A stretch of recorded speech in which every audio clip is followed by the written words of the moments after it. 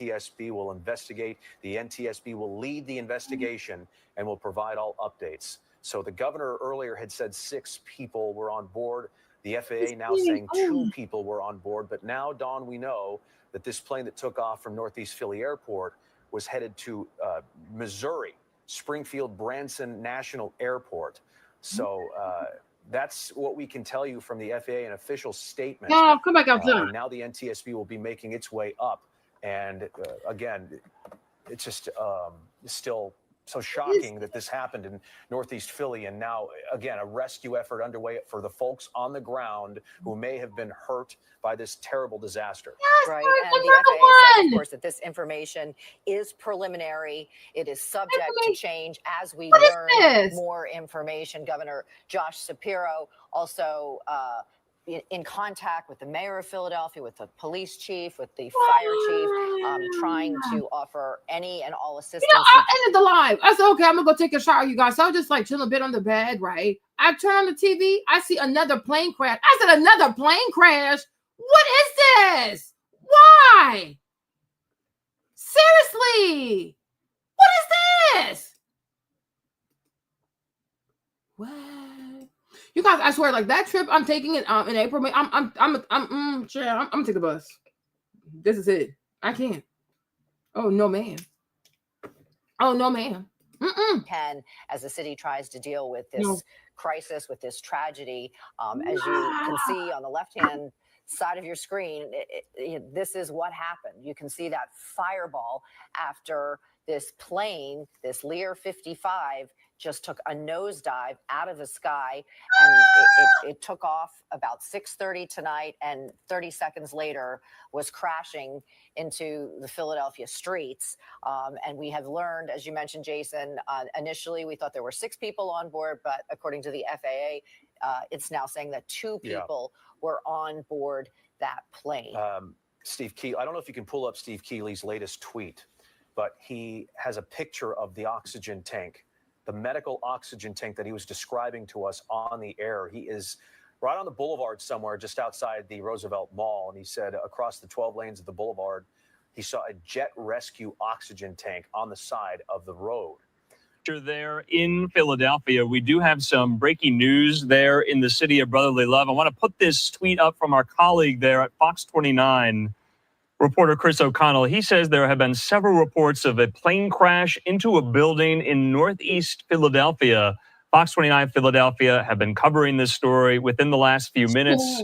They are sending reporters to the scene. I believe some of those reporters are on the scene as well here. You can see Steve Keeley shooting this video from his cell phone.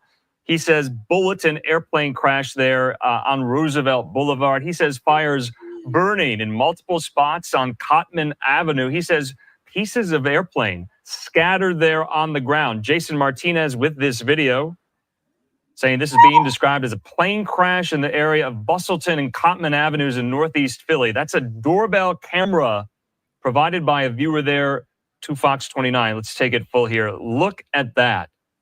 And you see the nighttime sky light up in orange. Wow. In the meantime here, Fox 29 in Philadelphia is in breaking news coverage of this. Let's listen.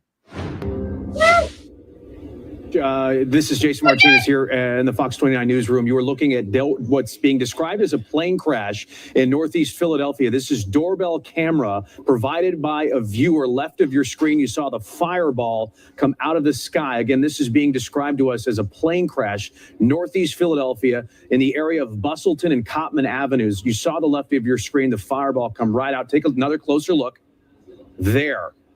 And so this just happening here in the last 20 minutes or so. Again, Northeast Philadelphia. I believe we have Steve Keeley in the area on the phone. Steve, what can you tell us? Do we have Steve? We do not appear to have Steve at the moment. And as soon as we get him, we'll bring it to you. But again, viewer provided video from a doorbell camera in Northeast Philadelphia showing a fireball fall out of the sky. Of course, the Northeast Philly Airport, just less than a mile away from this location. And so a lot of viewers have been calling our newsroom and telling us that they believe this was a plane crash in this area of Bustleton and Cotman. But this doorbell camera video makes you question exactly what we're seeing. Here's a closer look And really, I can only describe that as a fireball that falls out of the sky.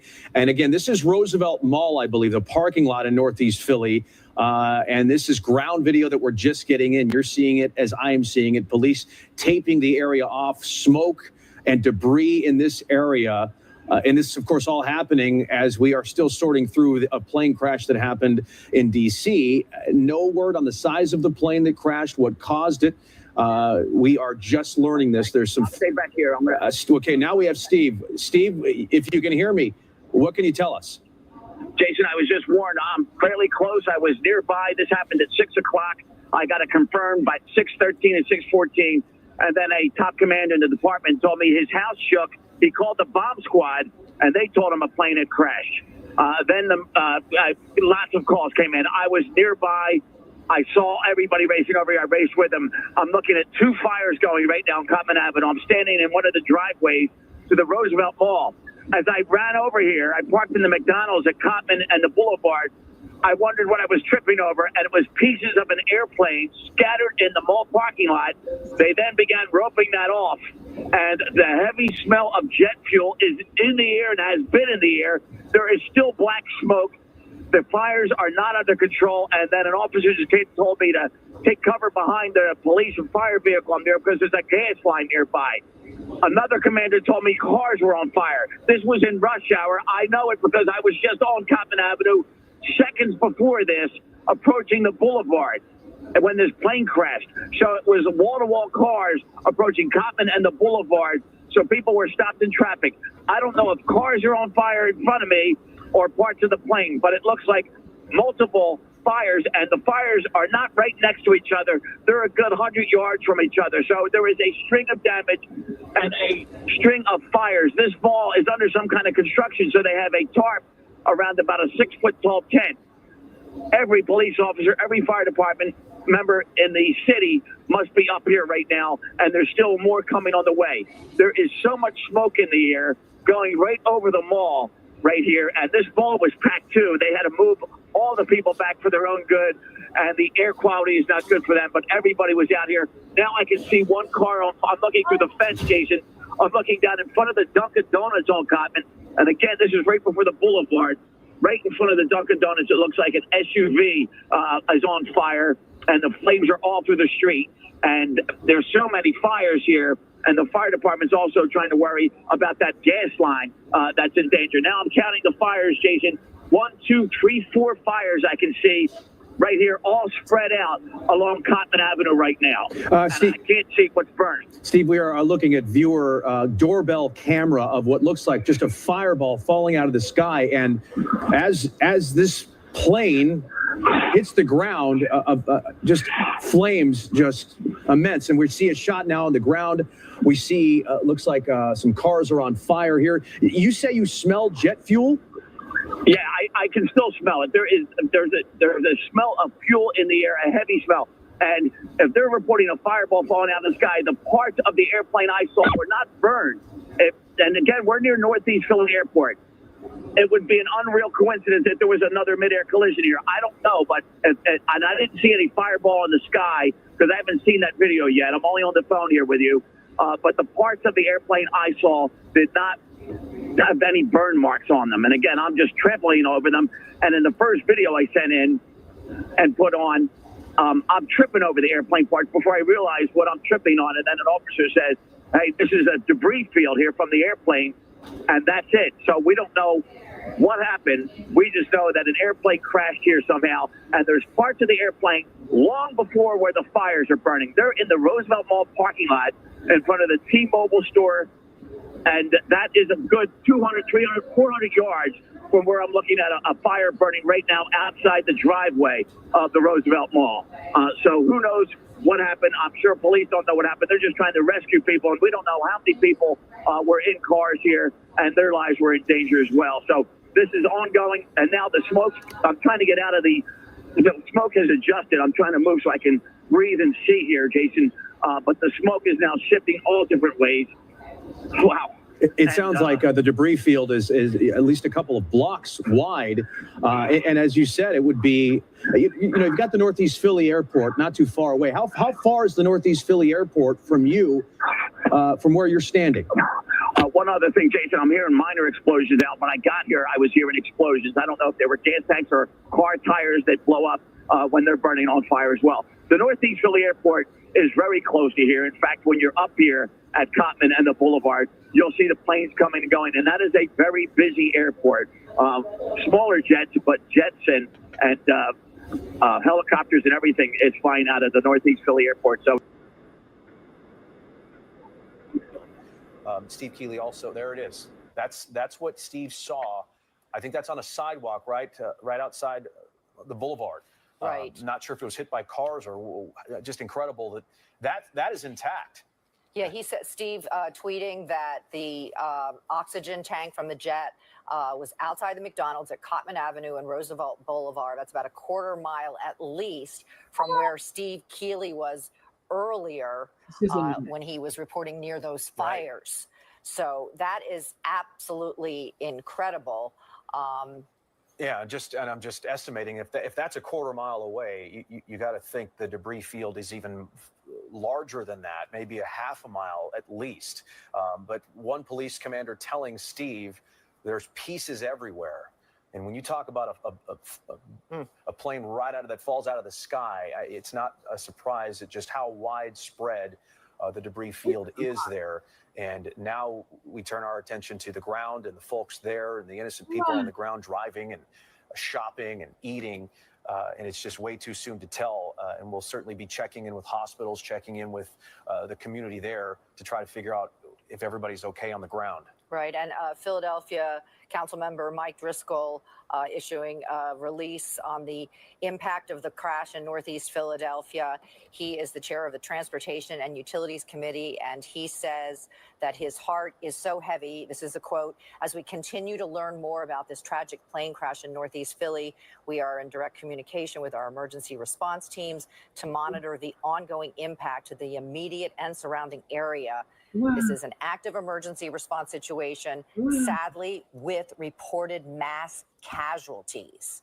This is coming from City Councilman Mike Driscoll. Right now, our focus is on the needs of our first responders on the ground, as well as the individuals and families impacted by this tragedy. They're obviously asking people to avoid the area, and their prayers are with everyone right now. So just a really horrific scene, a horrific situation after this plane crashed at Roosevelt and Cottman just after 6:30 tonight, shortly after taking off from the airport in Northeast Philadelphia. About 30 seconds. And again, a Learjet 55, and I don't know if our staff can just put up a Learjet 55 picture when you can, just to show the folks what it looks like. It's got about 4 windows, twin engine jet. It was headed to Missouri, so it had just been filled up with fuel. 2 people on board, according to the FAA. It was before 6:30 when it crashed. 30 seconds after takeoff, something terrible happened in the sky, and we won't even begin to try to figure out what happened there.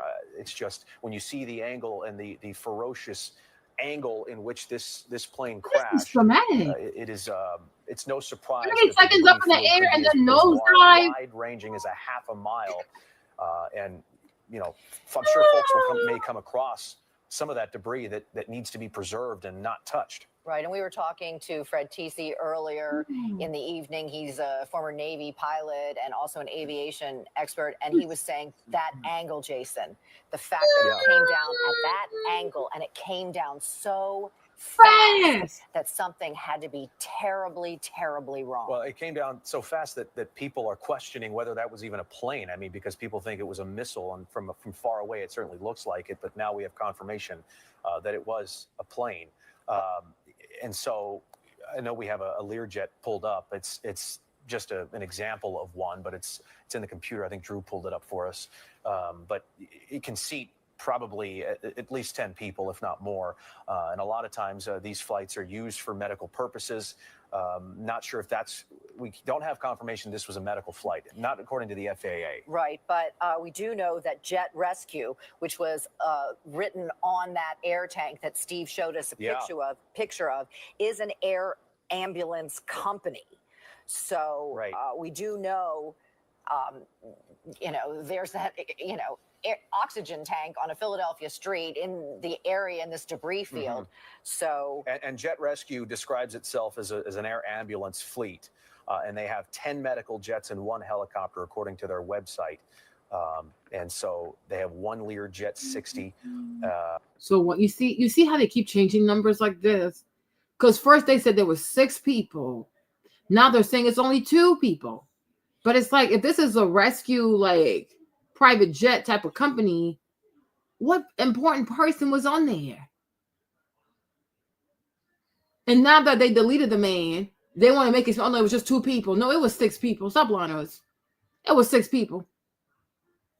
Because most likely somebody really important who's sick was using that plane. And they brought that thing down. Y'all, these people cannot be trusted. You're only up in the air for 30 seconds and you go nosedive like this into a mall? No, we are not falling for this. We are tired. Who are they after? Philadelphia. Who's out there that's like really rich like that? But it must be a rich person. What are they doing? No. And they have 2 Learjet 55s. And that's what this is here, according to the FAA. So we're learning, as you are here, about what kind of plane crashed. And I just wish I could tell you about the folks on the ground.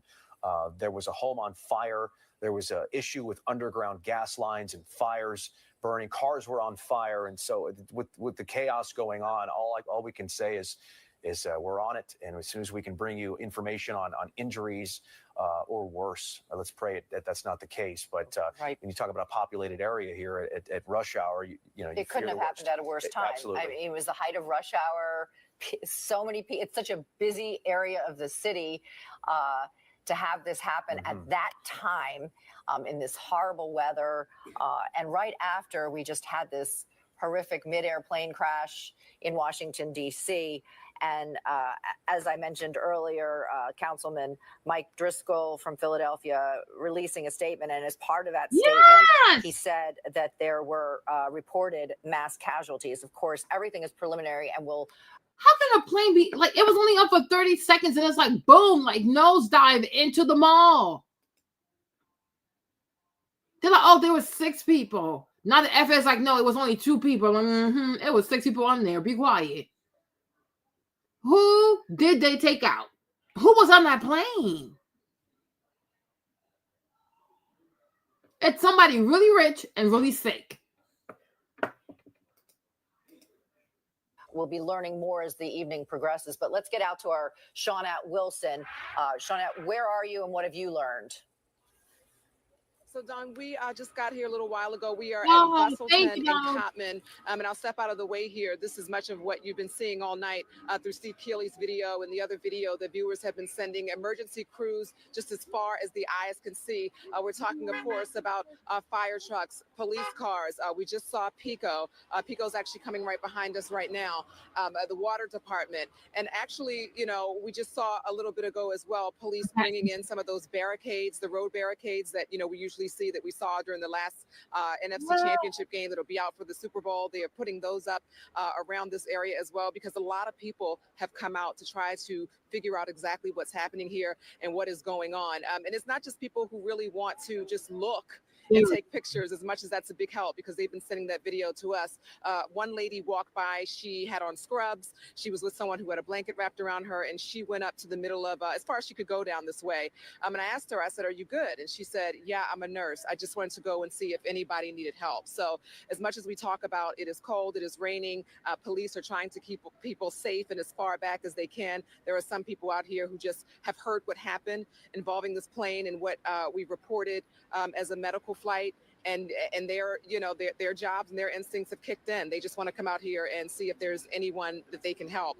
We've been talking, I was listening on the ride here about whether there have been people on the ground who may have been injured in some way from this plane debris, which as far as I know, we don't have any information on that just yet. But again, people are out just trying to see if things are okay, if people are okay who are out here. Shawnette, So it's just let me stop you for just a moment, and then Sure. I'll let you continue. But folks, if you're just tuning in for a basketball game on Fox, Indiana-Purdue here that's supposed to start right now, we're staying with this breaking news story in light of this disaster in Northeast Philadelphia. We are staying here with this local urgent news story here.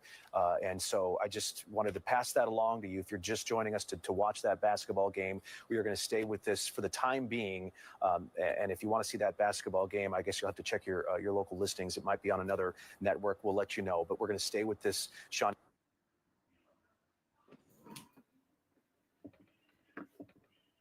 Obviously, people have to understand this is something absolutely just very traumatic that we're trying to get information out about. What did it say? Here, so they are just walking from their neighborhoods, which is kind of the route that we had to take. Are we allowed to use their stuff? I don't even know. Maybe not. But I'm like, hold on.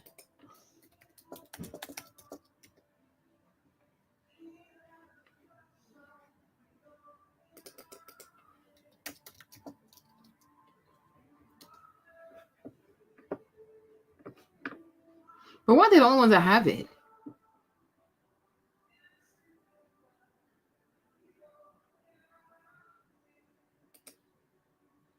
People had to be transported to the hospital with burns. We want to go now to Action News reporter Leland Pender, who's at Jefferson Hospital on the ground there. This seems to be for sure one of the hospitals where some of those who were burned or injured tonight, Leland, were transported. Yeah, sure. This is absolutely tragic. As I've been out here listening to you all in between times and I've been on TV, I've seen some videos that so many people probably have, and just the impact of that crash and the fireball that followed. You think about all the people, businesses, homes that were around, people maybe in their cars. This is just absolutely tragic. Right now, I'm here outside Jefferson Torresdale Hospital. Activity here has been sporadic. I can tell you, I have seen 3 ambulances, that is, excuse me. What? Oh, shoot, Lord. Someone is behind me yelling. 3 ambulances come through here with their lights on. And then I've also seen some of those contracted ambulance services come through here as well with their lights off. So it's still unclear right now who is being treated here, how many people are being treated here. But can you guys see the stream? Is it still here? Oh my gosh. I got this other stream. Can you guys see it? Wow. Have gotten one report. This is unconfirmed at this time, but one report of a firefighter taken to Jefferson Einstein with trouble breathing. I'm still trying to verify that and confirm it, but I did receive that report. So that's something else we have to think about. There are so many people, regular civilians, citizens who are impacted by this, who may have been around when this happened. But there's also, as we all know, dozens upon dozens upon dozens of first responders, local police, firefighters, EMS, and certainly as they go in to try and help people and save lives, they are not immune to being hurt or somehow affected or injured themselves. So this is certainly still an ongoing, a very active, developing situation. But again, at this time, I'll show you the scene. Activity here at Jefferson Torresdale is sporadic.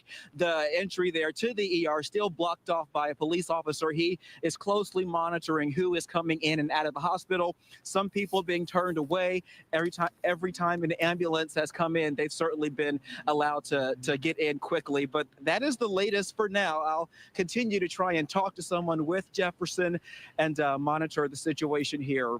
Back to you. Well, are we under attack or something? Like, what is going on? What is going on? Nah, this is weird. Okay, Leland, thank you so much for that reporting again, folks, as we continue to follow this breaking news coming from Northeast Philadelphia. So much shock and awe right in our backyard there as we watch different pieces of video coming in from social media, you can see how alarmed people were. Some people just going about their day. Shari, as you said, you saw people walking down the street. A plane comes down, and one person, you said a commander or someone sent you, was actually on fire. A person on fire. We saw one man who was just, looks like he was leaving his home, saying goodbye, maybe perhaps to his wife. And in the background, you saw that plane come down and then that ball of fire that erupted. He runs back into his home and you can hear his wife screaming, "Oh my God, oh my God." Again, this Lear Jet 55 crashing around 6:30.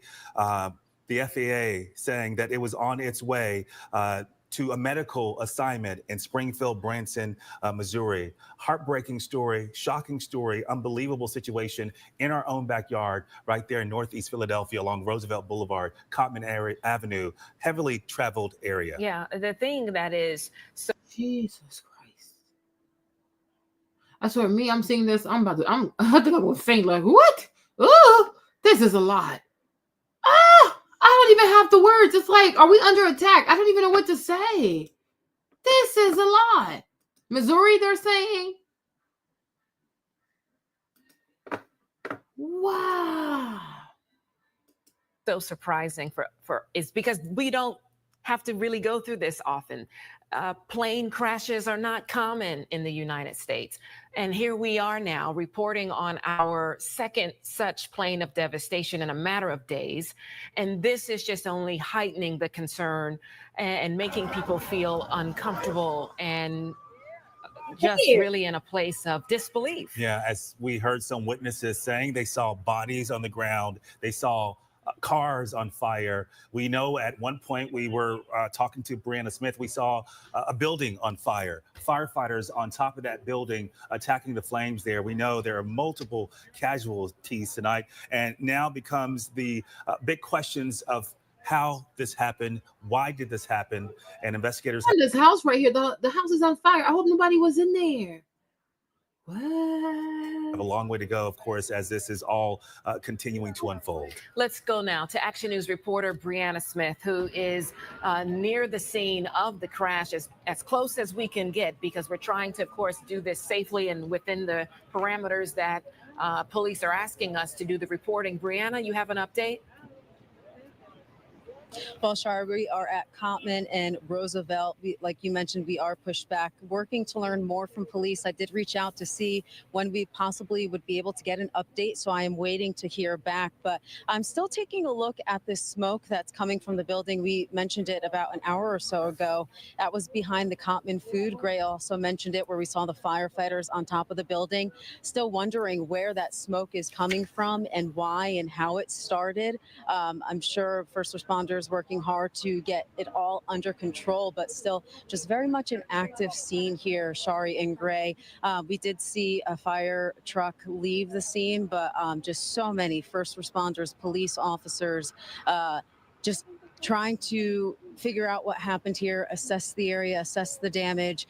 We've been talking to people who were here when the explosion happened, when they saw the houses, the vehicles go on fire, and just describe what it's like here. And, you know, you just think about the people who are on the plane, the people who are on the ground, those who are impacted in the homes nearby. We spoke a lot about this just being a very busy area, especially happening during rush hour. So you just imagine the people who were impacted by this. And, you know, we're working to learn more about those people, about the injuries, those who lost their lives, and you just can't help to think about these families tonight. But yeah, first responders here working hard, trying to make sure that everyone is safe and that things remain under control. But again, so many questions here, and waiting to hear from authorities to learn more about the crash tonight. Shari and Gray. Yeah, Brianna, thanks for your reporting. Just a unbelievable night here in the city of Philadelphia. Some new information coming in from ABC News now. ABC News reporting that Jet Rescue Air Ambulance was operating that Lear Jet 55 that crashed here in Northeast Philadelphia. Again, we should tell you that Governor Josh Shapiro, of course, heavily aware of this situation. He's saying earlier tonight that his team is communicating with local officials and first responders, offering all Commonwealth resources forces as they respond to this small plane that went down there in Northeast Philadelphia around 6:30 p.m. We know it was en route to Springfield Branson National Airport in Missouri. And we saw Annie at Northeast Philadelphia Airport, where that ground stop is now in effect.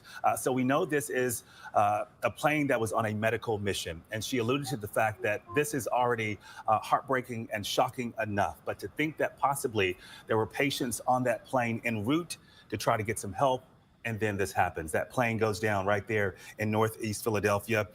Again, at this. This is what the jet looks like. Like, if you have money to afford this, yeah, you're rich. You're seriously rich. So I'm like, who is it? Who was on there?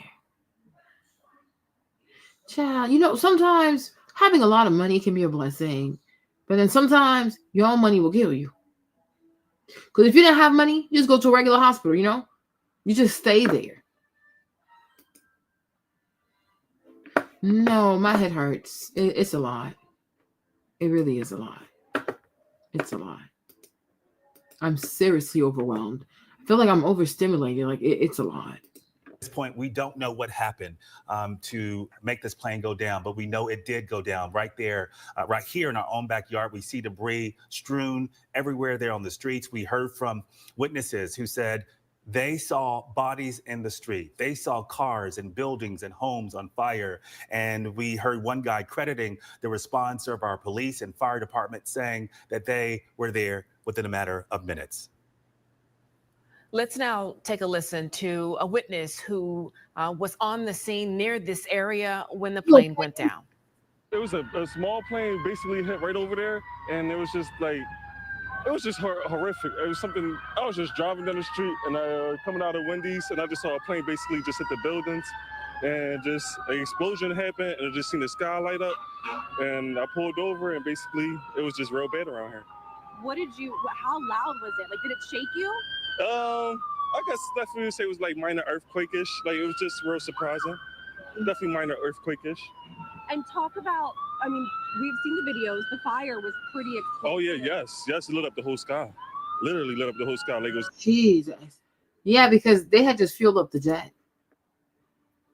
If they were back in Missouri and they had crashed, they wouldn't have had so much. They wouldn't have had so much fuel. Wow. This is seriously overwhelming. Like, I'm actually drained. Wow. Daytime out here, and it's literally, what time is it? 7:15. Were you scared at all? Did you start running or take some steps back, or did you stop in your tracks? I was driving, so I was coming out of Wendy's. Okay. Yeah, I got 444. Shout out to Wendy's. And then what did you see after the fact? Were a lot of people kind of in the street taking, a look at what happened? We saw fire. Yes, there was a lot of people in the street because there's still Roosevelt Boulevard, it's Cotman Avenue. But it was definitely a real. It's horrific. It's definitely a once in a lifetime situation. I hope everybody's safe at least.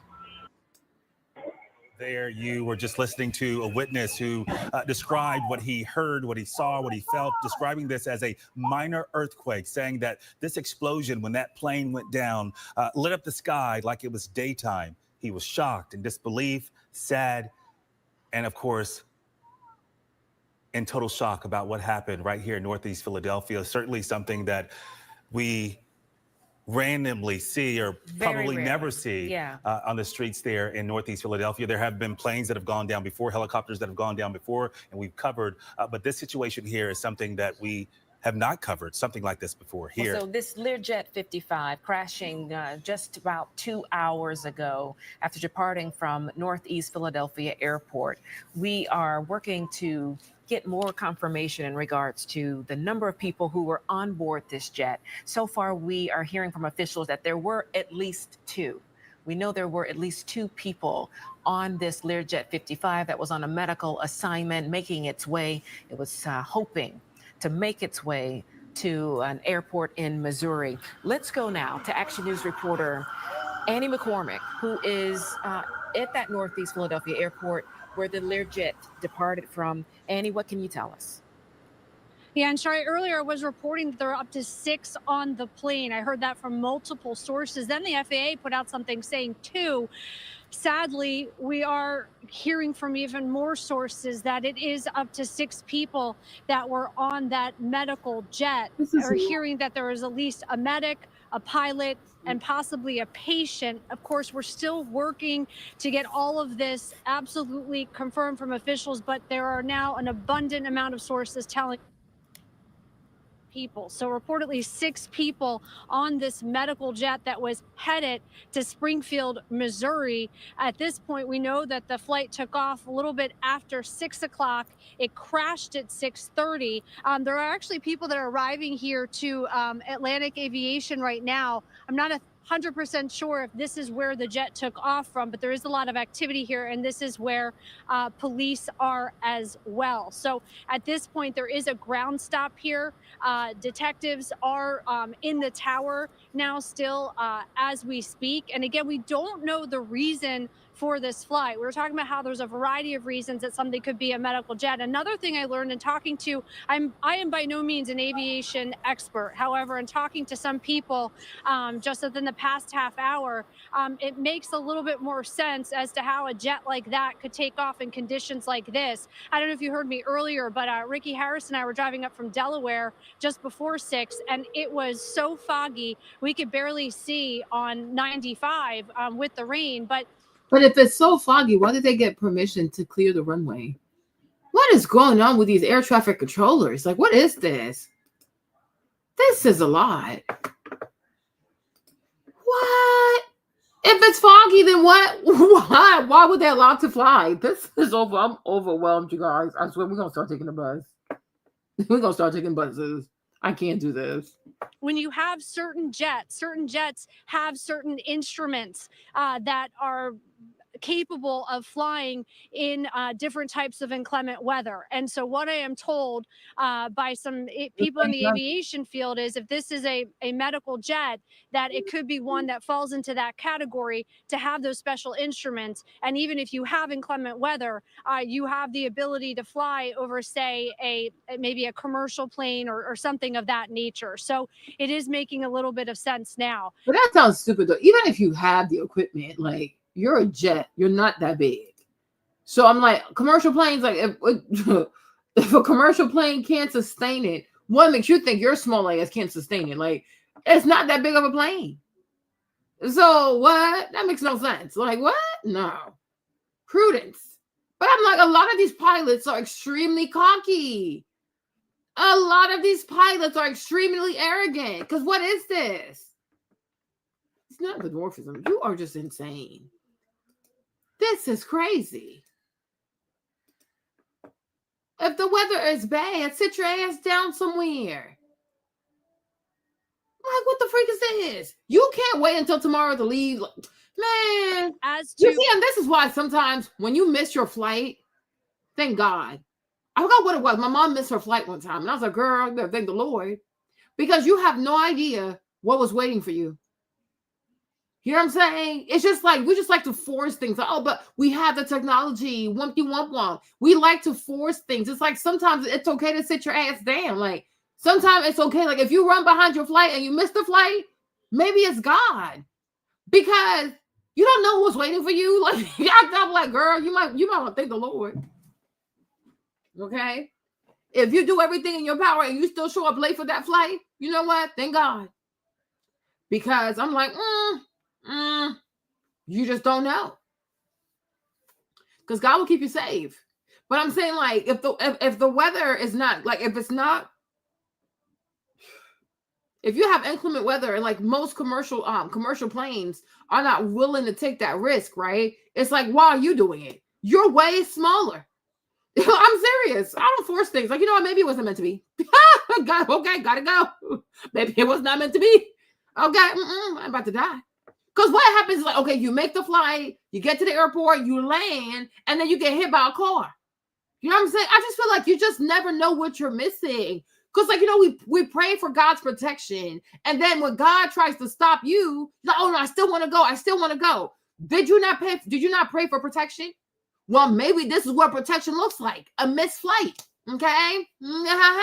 Might want to sit your ass down somewhere. I'm just saying. Okay. Yeah. So I'm just like, this is crazy. Yeah. Because it's like you're trying, but you're showing up late or you missed the flight. Sometimes it's like, you know what, God, maybe it wasn't meant to be. Like just like my trip to, because I'm going to North Carolina, right? In April. But it was supposed to be like April 16th or 17th. I forgot what it was, right? But I was just dragging to book the flight. I was like, I don't know. Should I book the flight or not? And then they texted me like, oh, Marlene, we gotta move your appointment because she's not gonna be there. I think like April 17th. Is it okay if we move it like April 26th? I'm like, you know what, girl, that might be better because I don't know. And it happened to be, and it's like this new flight, this new date happens to be on a Saturday. So I was like, oh, that's actually better. You know what I'm saying? But I'm just like, sometimes you want things, but the things don't want you back. So thank God. But I'm like, if these commercial planes that are way bigger, so they can sustain more foolishness, right? If they're not taking off, why are you taking off? Once again, air traffic controllers, why are you clearing these people to leave the runway? What is going on? Right? Is it because, because there's a rich person on there, so he don't want to wait? Sir, if we die, what's your money going to do? Okay? Your money only matters as long as you're alive. Okay? Because once you're dead, it's over. It's another crash, Queen. It's another crash. In Philadelphia, they were up 30 seconds and then boom, nosedive into a mall. Then we have a sis here. She lives 10 minutes away and she told us that people were trapped in their cars ablazed. Oh, nigga, I was going to text you, Nicole. You texted me. I'm going to text you. You texted me first. Okay? My phone is on sleep mode. Okay? Cars ablaze. This is insanity. This is insanity.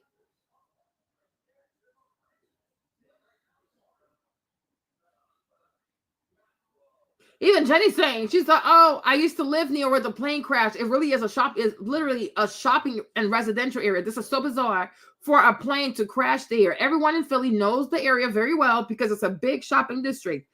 It's absolutely, oh my gosh, it's absolutely insane in the city right now. I'm praying for the people that were affected. Jesus, homes are on fire. Cars. Oh, Lord. So incredibly insane. What is this? So I was like, girl, sit down, girl. You missed the flight. Oh, well. Y'all got to stop being upset about things that you're missing out on because maybe it's God saving you. Because, child, sometimes like, oh, I got to be there by this day. I got to go there by this day. Did you even ask God about this date? No, you just woke up and made up your mind. Oh, this is the date I got to leave. Did you ask God, God, is this the date for me? No, just waking up, getting in trouble. Then we start asking God to save us. I was like, girl, sit down. You're going to be all right. When the day is clear, whatever day he wants, that's the day you're going to leave on. And it's okay. Like, child, maturing is realizing that you need to let God be your personal assistant. Yes, you need another one. You need to let God be your personal assistant. You might want a date and God might be like, no, you're not leaving on that day. Sit your ass down and just thank God for protecting you. I'm like, that's divine protection. It truly is. So the appointment was supposed to be April 17th. I dragged my feet. Then she called me. She was like, oh, Marlene, is it okay if we move it like towards the end of April? I was okay. We're like, what day? She was like, oh, the 26th. I said, you know what? It's actually a Saturday with James and stuff. It sounds like it's good. Like, let's do that. Okay. You see, I just wasn't feeling that day. I don't know how to explain. I don't know how to explain it. Right? Not even so, like, you don't know, but maybe I told you, but I don't know. Maybe I didn't tell you. I'm like, you probably don't know, but let me tell you now, okay? Like at first, like the first few months, like when Maverick was born, y'all, I was feeling so overwhelmed. So I reached out to one of my aunties to see if she could, like, take the bus and come here so she could help me with Maverick. Because right now she's in Wisconsin somewhere. I forgot, like Madison, right? Yeah, Madison, Wisconsin. So I wanted her to come and help me with the boy. So she's like, okay, niece, no problem. I'm gonna show up, da-da-da. But then she was like, oh, I don't know. She's doing all kinds of weird stuff, right? So at first I was a bit annoyed. You understand? But then the auntie acting funny. So I'm like, you know what? You know what, girl? You know what? You know what? Maybe it's God. Maybe it's, oh, yes. And I had sent her some money too. I had sent her some money so she could get her stuff together. She can come near me. Oh, you do? Okay.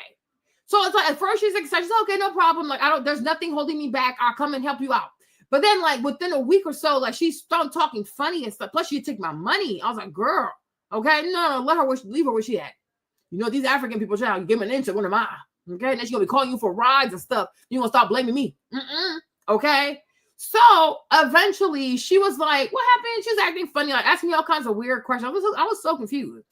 But then I was like, girl, you know what? You're doing me a favor. Because truth be told, right? I didn't really pray about it, you guys. I didn't pray about it. Okay. I was tired. I felt overwhelmed. I'm like older. Me and my geriatric pregnancy. Okay. I'm like, I am too old to deal with a little baby. You know, I didn't think I could do it, y'all. I did not think. I was like, you know, I might put this baby in the trash. I'm like, Marlene. I'm like, well, he cries too much. Okay. I was like, Maverick, you gonna end up in the trash can, okay? I'm like, Maverick, you gonna end up at the fire station. I'm gonna drop you off there. Just run for my life, okay? But thank God I did neither. I did neither. So have a sense of humor, right? Yes, girl, I ain't even gonna lie, because he used to just cry and cry and cry. And I'm like, oh, the trash can is calling this baby's name. But anyways, right? But my point is, when she started acting funny, Tisha's like, what? Yes, Tisha, I'm being so serious. I was like, I am too old for this. I'm too old for this. Why does he cry like this? What is wrong with this human being, y'all? I said, I'm gonna put this baby in a trash can. She be looking at me like, oh crap, is this postpartum depression? You guys, hello, I've been through the gigs. You see, now me and Maverick, like, we're on good terms, right? Yeah, right now we're on good terms. But child, it was hard. It was an adjustment period because I was Miss Independent. The way Neil talks about it, I mean, somewhat, not all of it, but parts of it, okay? Because James is 14, Stefan is 10, and here I am with like a 3-month-old baby, like, and he won't stop crying. Like, I'm like, you're gonna end up in the trash can. I was like, okay, maybe not the trash can, but the fire station. I'll leave you at the fire station real quick and run. And plus, no one even knows my baby. He's so light-skinned anyways. I could drop him off and just be like, oh, but whose baby is it? I'm like, I don't know. Whose baby is that? Okay. How they gonna know that's my baby? Okay. If you look at me and you look at Maverick, you could never guess that I was his mom. I could just drop him off. They'll be like, man, we got this little baby. I'm like, oh, he's so cute. Who dropped him off here? Like, I don't know. Maybe a light-skinned woman. I'm like, yeah, I saw a light-skinned woman earlier. I saw her with the bag. They wouldn't. How would they know? Okay, how would they know? I'm so dark. He looks nothing like me. How would they know? You know. But okay, let's get back to the story, right? They're overwhelming. These kids are overwhelming. I'm like, I'm gonna drop you up at the fire station. I'm not running for my life, okay? We don't even look alike. How they gonna bring you back to me? Okay, make it make sense. Okay, so the auntie started acting funny, right? She started acting funny, but you know, so at first I was annoyed, and I was annoyed because I sent her some money. But I was like, you know what, Marlene? Yeah, I was like, you know what, Marlene?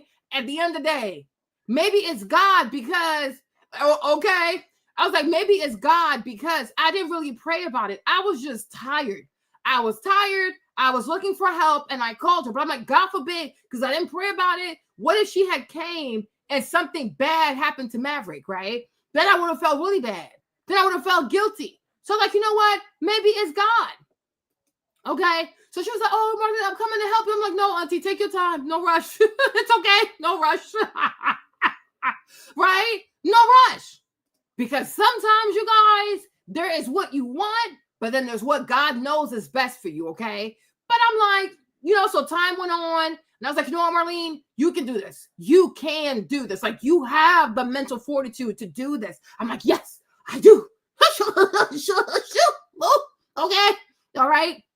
You understand? So I, like, invoke the inner samurai in me. I was like, yes. I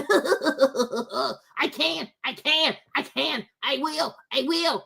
right? And then like, so then eventually like my mindset started changing. And plus, as he got older, like he became a little bit more quiet. I mean, y'all know he's not that quiet. Y'all know the co-host is not that quiet though. But it was more bearable. I was like, oh, you know what? He don't mean no harm. Okay, he's a baby. He don't mean no harm. Okay. So now Maverick and I, it's a cute little kiki, but y'all. But I was like, you know what? Sometimes, there's what you want, and then there's God wants. But what if she came and she and injured the baby, or something bad happened with her and the baby? Right? Because we pray, we ask for protection, we ask for this. But yet it's like we're not submissive to the move of the Holy Spirit. Does that make sense, you guys? Right? You ask for stuff, but then when things don't go your way, you want to force your way into things. It's like, but did you not just pray for God to walk with you? So maybe that's what it looks like. Right? Maybe this is what prayer looks like. Maybe this is what an answered prayer looks like. You know what I mean? You're not getting your way. At the time, you don't get it. But it's like later on, I see why this didn't work out, right? So I was like, you know what? Keep the money. I'm fine. Like now she messages me. She's like, oh, Marlene, I'll be coming soon to help you. I'm like, oh, it's okay, auntie. It's okay. It's okay. We good. We Gucci, girl. Thank you, girl. Yeesh. Please don't come. Okay? No mas. Thank you. No. You know what I'm saying? So it's like, that's what it is. It's like, sometimes it's like, you know what? Hey, the weather's foggy. Yes, you're sick. Yes, you have a lot of money, sir. But right now, I'm the pilot, and this is the plane. I'm the one that's going to pilot this plane. So I make the rules. You're rich, but you're sick. So shut up, okay? That's it. As soon as this stuff clears up, we can take off. But until then, we're not going anywhere. But you're going to be okay. Don't freak out. We have 2 doctors here. We got a cute little, little steward person. She's going to make you some food, right? And then, you know what I'm saying? But we're going to wait for this to clear up, because what's the point of leaving just to die? We're trying to save your life, not end your life. You have to calm down. And sometimes when you're around these rich people too, you have to take charge. Like, don't let these people bully you into dying. Like, because once we're dead, the money doesn't matter. Right? Once we're dead, the money doesn't matter. So, okay, he's a rich person. Okay, now everybody's dead now. So money only matters when you're alive. That's what people say. You can't take your money with you. Right? But it's like, to save the life of one rich and patient, like a person who's rich and sick and patient, y'all don't kill yourselves. You kill other people. You damage other people's property in the process. Like, what is this? What is this mess? What is this mess? You know what I mean? So I'm like, no, I told you, I'm like, you have to learn to stand up for yourselves. Like, you have to learn to stand up for yourself. No matter how rich a person is, popular, wumpy wump wump, child, please. That is still a person. Sir, it's extremely foggy. We'll leave as soon as this clears up. I can talk to the doctor and see what he can give you to make you more comfortable, right? But right now, we just can't do it because it's not safe. You don't want to die, right? You want to continue being alive so you can be rich, right? Because dead people ain't rich. They just dead. Hey, Kevin. Hello. Have you ever heard of a rich dead person? No. You have to be alive to be rich, because once you die, your money doesn't matter. Okay? You have to stand up to people. And like, seriously, you got to stand up to people. Now he killed all of y'all because y'all were just too scared to tell this old rich person, man, listen, you don't eat a biscuit, okay? And pray for healing mercies. We're not going anywhere.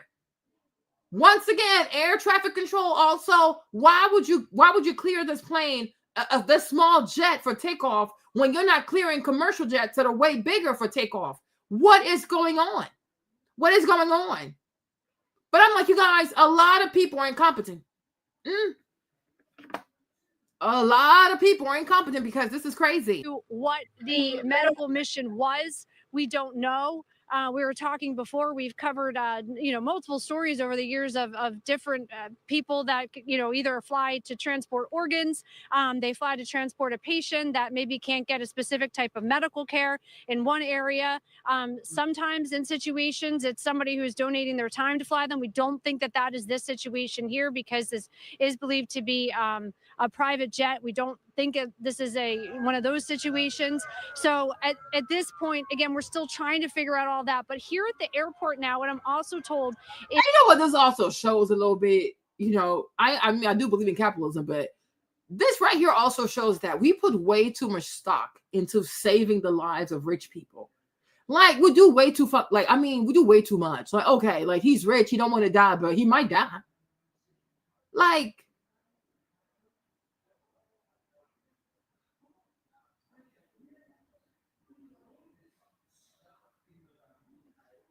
oh, I did what I did. What's the title of this video? I don't even know. Oh, a plane. Oh, sorry. Oh my goodness. Hold on.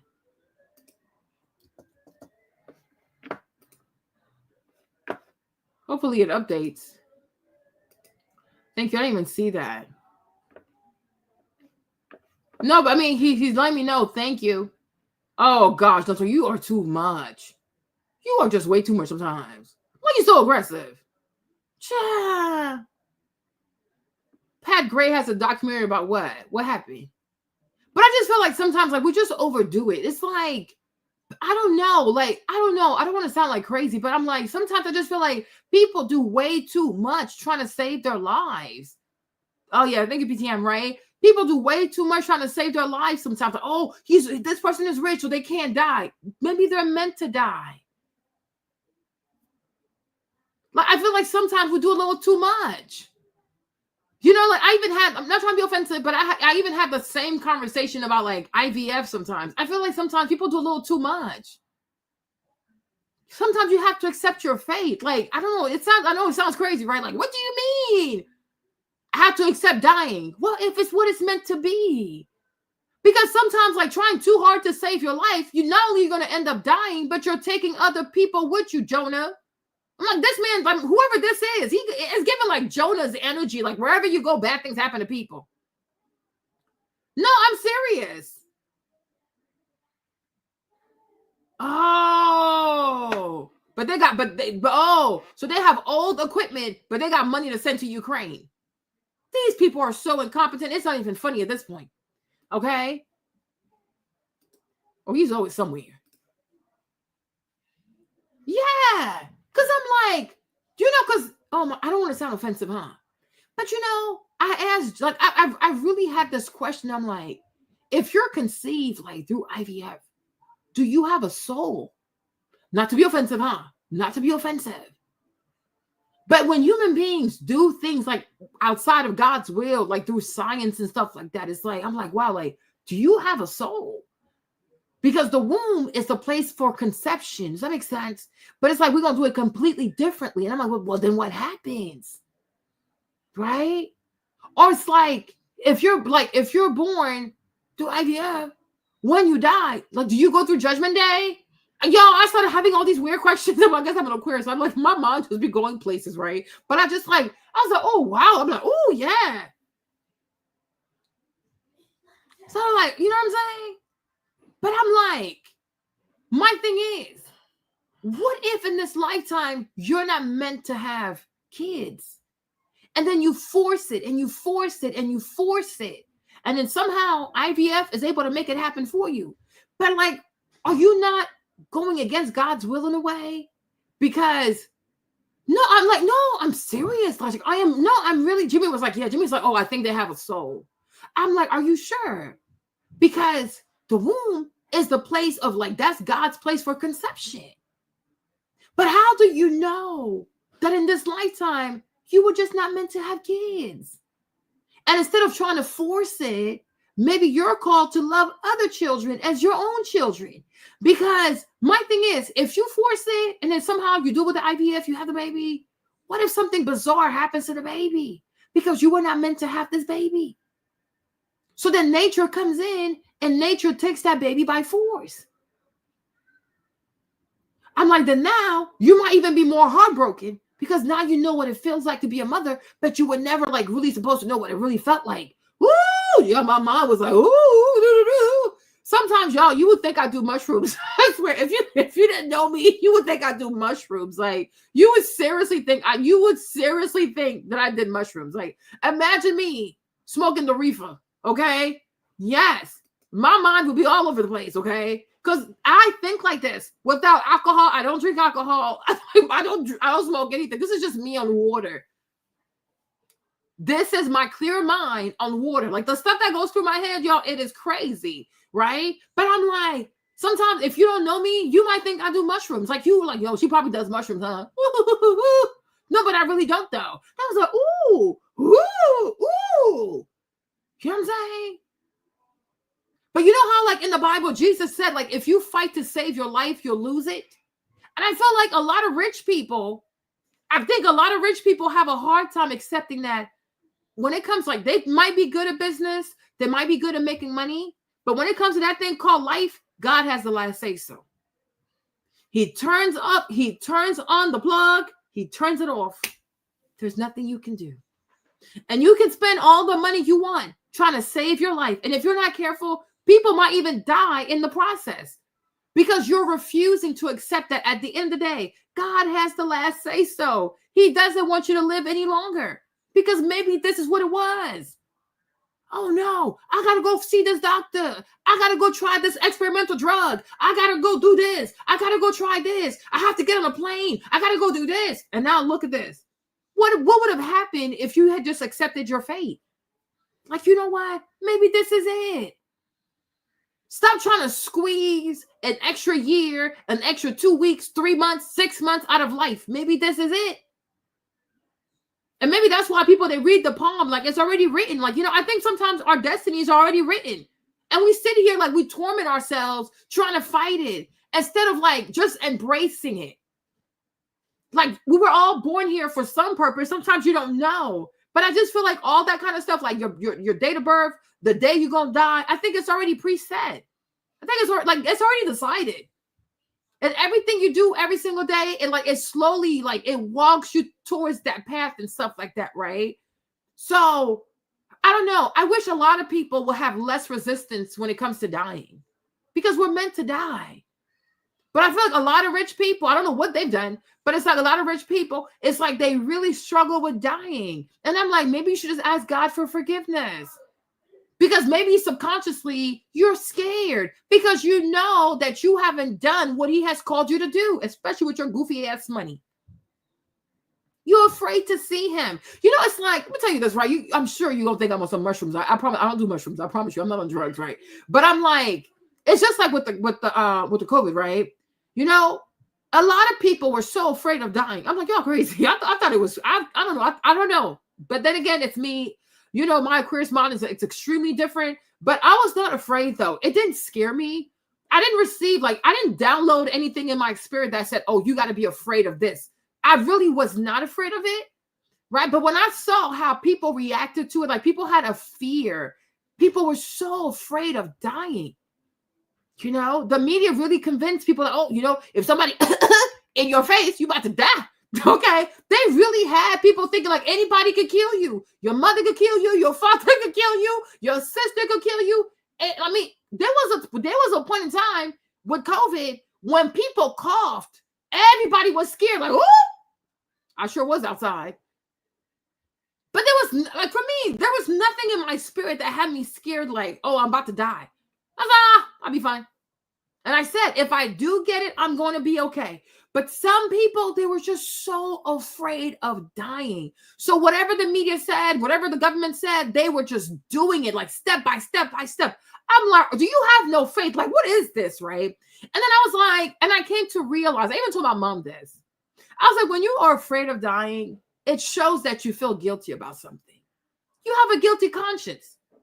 You feel guilty about something.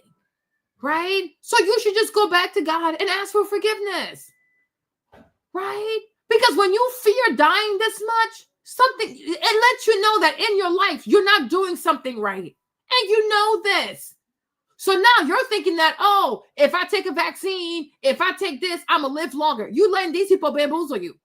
Right? Because let me tell you something, right? If you're meant to go, you're going to go. Like even on your way to get the vaccine, you might have a car accident right before you get to the hospital. Then boom, boom, you're gone.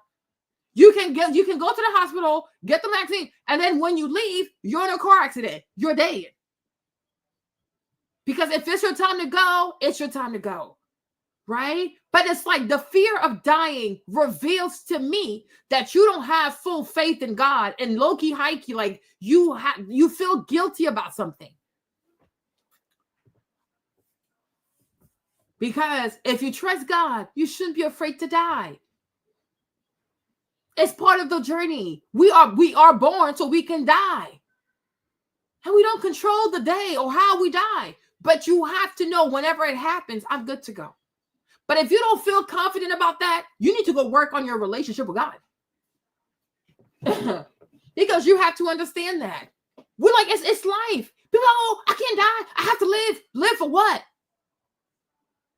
You know, and that's why, like, even like during the whole DNC convention with the whole Kamala Harris, that clown, right? There was this white couple that went up there and they were talking about like, oh, you know, what did she say? That she was happy that she had an abortion. And he was like, yeah, I have my wife here today. And it's like, they were talking about, if they're not lying, because they could also be some actress, right? But I'm like, the lady wasn't even sad. The lady wasn't even sad that the baby died. Because I'm like, an abortion is the death of a baby, right? They're like, oh no, he's like, oh, I'm glad I have my wife. And I'm like, but you lost a child, right? And I'm like, the lady was so happy to have the abortion because like now she's alive. I'm like, girl, I mean, not to be offensive, but when I looked at her, it's like, it's giving Costco and couch. Not to be offensive. But when I looked at her, it legit gave Costco and a couch, right? So I'm like, so you had this abortion so you could live, right? And now what'd you do? You sit at home, you sit on the couch, you go to Costco, right? It's like, at least if you are like, at least if you make something out of your life, like, oh, you know what? I survived this. So now I'm going to do this, this, and that. Oh, I'm going to go run a marathon. I'm going to start a non-for-profit. Womp. I go, okay, I can see why it was so important to save your life. But it's, oh, my life. It's like you do nothing relevant with your life, sis. Like, it's giving Costco and a couch. Okay? You're not doing anything to change the world. Like, you're not doing anything to even change your community. You're living a selfish life. Right? So honestly, not to be offensive, but if you had died and the baby had lived, at least I'm like, wow, she was a hero. She died for a cause. And now we have a beautiful baby. Right? But the baby's gone. You're here. And all you do is go to Costco, sit on your couch and eat food. Okay? All right. So, okay. But I'm like, I think a lot of people, they overvalue their life. Like, you think your life is just way more important than what it really is. It's like, it's not that important because even you're not using your life to make the world a better place. You live a selfish life. So why can't you die again? I'm so sorry. You're like, what? It's okay if you die. You see, Marlene, personally, I don't romanticize life. I really don't. You know, because I'm like, and if you're crying out to God to let you stay, it got to be for something way bigger than self. It has to. Otherwise, it's life, right? But you know this. If you have a birth date, you will have a death date. These are two appointments you can't miss. I mean, you might miss the first one, though. But once you're born, you know there's a day, there's a set date where you're going to leave this place. And you have to be okay with that. Now, I'm not saying that you should intentionally try out God. Oh, I want to go jump out of planes. I want to, I didn't say all that now. But if you live your life regularly, like I'm saying, you have to know that one day, lights out. And you got to bow out gracefully. And you got to make room for the next generation. Right? It's a cycle of life. You know, like sometimes, I know you might think I'm on some mushroom. I'm like, oh, Maverick, one day you'll be 80 years old. And mommy's not going to be here to see that. But in the spirit, I'll be there, though. I'm like, sure, like even Churchill might not be here. I'm like, Churchill might be here if he's 93, if he takes care of himself, right? But I'm like, yeah. Sometimes I look at my kids, I'm like, wow, when they're probably like 60 or so or 70, I'm not gonna be here. I'll be gone, right? It's life, you know. Like I even see people like who lose their I'm not sure if it's free, but it's life. Like you gotta trust God. Like I don't know how to explain it. Yeah, when is your time? It's your time. Like I'll see people like they'll lose their parent, like they'll lose their mom, lose their dad, and like, they get so dramatic. I'm like, you didn't know that day was coming? You never prepared yourself mentally? Okay? If you get to a certain age, you have to know that your parents don't have much more to live. Now, I'm saying it shouldn't be tomorrow, but the day it does happen, you shouldn't fall apart. That's the whole purpose of life. People die. Well, I know that one day my mom is going to die. One day my dad's going to die. It's life. Right? And it's like you have to pray that they have a good journey wherever they're going after this. Right? But it was nice knowing you. But people want to be like so greedy. Like, oh, I need more time to do what? Go to Costco, be on your phone, and be on TikTok. Like, what the freak? Like, it's life. It's not devastating. You want to be devastated. No, it's your time to be a parent and a grandparent. That's how it goes. You see, it's like, yeah, like you got to prepare yourself mentally. Yeah. But it's like everybody takes over. You don't think that your mom also lost her mom. Did she go and take her life? No. We replace people. Like the elders, they are going to bow out gracefully, AKA die. Right? And then you take over. Now you become the elder, right? And then one day your kids become the elder. Like it's life. You got to move out gracefully. You got to bow out gracefully. That's just how it goes. Right? And why are you devastated? Because you choose to be devastated because you don't have the right paradigm. Hey, Harpo, what's up? You should be like, Mom, especially if you love your mom, if you had a good mom, you're like, you know what? You are blessed to have a good mom, right? And you had time to enjoy your mom. Like you got to experience all of this. You can't be greedy. But it's the circle of life. Your mom has to go. Your dad has to go. That is life. That's the way it goes. Everything that lives has to die eventually. Okay? Exactly. Live life to the fullest. So that way when it happens, you don't have any regrets about it. But you should not be devastated. Right? Trust God. And that is the process. And may the mom, the dad, may you have a beautiful journey when you cross over. I wish you all the best. You have nothing to fear. People are, oh, I love God, but people are afraid to die. How'd that work? So is he not a good God?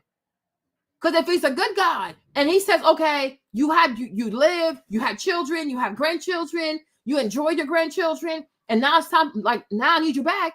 Okay. So we go. And that's like, to me, like the Bible says, obedience is greater than sacrifice. So we go. But I wish a lot of people knew how to make peace with the inevitable. Like, this is life. This is life. And we have to accept it. We have to accept God's will. Now, I would say, for me personally, I would say, God, the day you take me out, just let me say goodbye to my kids and my grandkids. You know what I'm saying? Let me say one final, like, let me hug everybody. And I'm out of here. Like, who says, like my mom's grandmother, like my great grandmother, right? And it was Quiti, and it was Quiti, right? So Quiti, like before she died, she knew she was gonna die that day. Like her story is so bizarre. They said she knew she was gonna die. Like, so she had she woke up, she took a shower, she asked for her favorite food, and then everybody came. She said goodbye to everybody, and then they said she took her she took her sheet and she just pulled her sheet over her head. She just went to sleep. Because she died peacefully. She's like, gotta go. I'm out of here. And plus, everybody's gone. Your husband's gone. Everybody's your brothers, your siblings, everybody's gone. Like, why do you want to stay behind for? Right? So she took a shot. She's like almost 100. Yeah. So everybody was there. She ate her food. She said goodbye to people. And they said she put her bed sheet up and she was like this. Then she just went to sleep. And that was it. But I'm like, such is life. And as you get older, you have to increase your gangster. Like, you have to increase your gangster. You have to know my parents are not going to live forever. They're going to die. One day, you're going to get a phone call. Your mom is dead. Your dad is dead. Okay.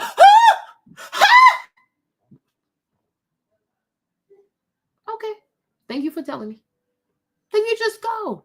Hopefully, by God's grace, you're there and you see them go. I had a friend, like her mom was really sick. Her mom had cancer, right? Her mom passed away here. Mom passed away in New York, but I was calling her a lot because she was in New York, right? When I tell you, you guys, if I say this, you're not going to believe me. I was asleep. It was normal. Because I was talking to her mom and said, her mom is Muslim, but she didn't mind me praying for her. I was like, you know what? That's what it is. I'm outside. People like me, though. People really do love you. I never met her, but over the phone, we talked over the phone. And so between Friday and Saturday, you guys, she came and she tapped me on the shoulder like this. She was like, Marlene, I'm leaving. It was all in French, right? She's like, oh, Marlene, je m'en vais. I was like, oh. So I was like, oh. I said, oh, auntie, you're leaving? She was like, yes. I said, okay, enjoy your trip, right? And then she just walked off. So then I woke up and I called my friend and I'm like, is she still here? She was like, yes. I was like, oh, okay. I'm like, it's so bizarre because she came last night and then she tapped me, like, because I was asleep, right? And she tapped me and she was like, oh, Marlene, I'm leaving. And I said, oh, Auntie, already? She's like, yeah. I said, okay, Auntie, like, have a good trip though. Right? And then she just walked off. So then my friend was like, no, she was like, oh, she's still here. Ciao. So then the doctor comes in and he looked at the mom and he was like, she's gone. I was like, I told you, because she came at night and she said goodbye to me. Like, yo, it really, really touched me. Like, it touched me, like, wow. She appreciated me calling. So she said goodbye to me. It really, really touched me. So when they had to get her stuff, like, because they had to go get all her stuff in the Ivory Coast, like, so my friend was like, Marlene, I want you to have some of her stuff because she would want you to have certain things. I'm like, oh, look at that. Look at me getting my part of the inheritance, okay? How crazy is that, right? But you guys, she really came and she said goodbye to me. I didn't see her face though. But I'm like, y'all, she tapped me on the shoulder. Like imagine in my dream, I'm sleeping. It's like a dream within a dream, right? But in my dream, I'm asleep. So she walks over and she tapped me on my shoulder like this. And then she woke me up to tell me she was leaving. And so I told her goodbye and have a good trip. Like, enjoy yourself. Right? But my friend, because she couldn't tell what a dead person looked like, she thought her mom was still there. The lady was gone.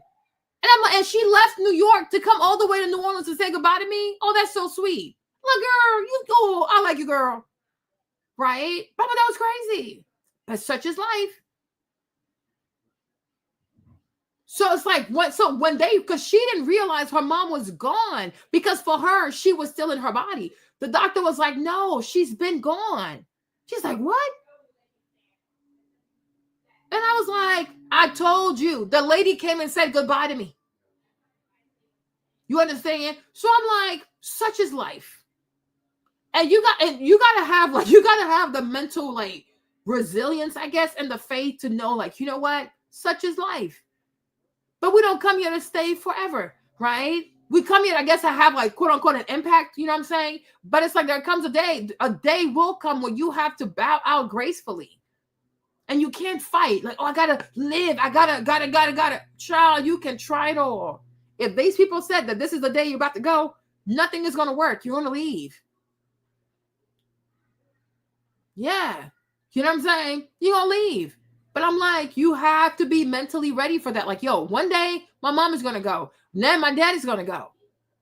So then we have to take over. Then we become the new elders of the village, right? And then one day we're going to go. Then our kids will be the new elders of the village. And the cycle just keeps going like a generation after generation. That is how it goes, right? But I'm like, forcing things for me, especially with science, it's like sometimes, I don't know. I really don't know. Yeah, I really don't know. Yeah, it's a blessing, you know? So, it's extremely spiritual. But I'm like, you see, trying to force to save this man. Oh, we got to save his life. And then now look at all the calamity that you've caused. Like, look at all this mess that you've caused. Look at all the people that you've also killed trying to save this one man's life. No. It's okay. You gonna go to Missouri. There's nothing more they can do. Right? Like, you try your best, but it's like, if it's meant to be, it will be. If it's not, you have to go. Like, even sometimes with cancer, like, some people have cancer to the point where it's like, they really can't do anything. Now, you can go and be a guinea pig, right? But is that really how you want to leave this place? Live your life. Live your life. Right? It was meant to be. Sometimes there are certain things that are written. It's like it's written in your DNA. It's part of your genetic code. This is how you're supposed to leave, right? But no, I want to live. Go do chemo, experimental drugs. And like, these people are just turning you into a guinea pig. Right? Because if this is the day that God has said, this is the day you're leaving, you're going to leave. Now, he can change his mind. But if he doesn't, that's also okay. You're going to be fine. Stop being greedy. Exactement, c'est la vie.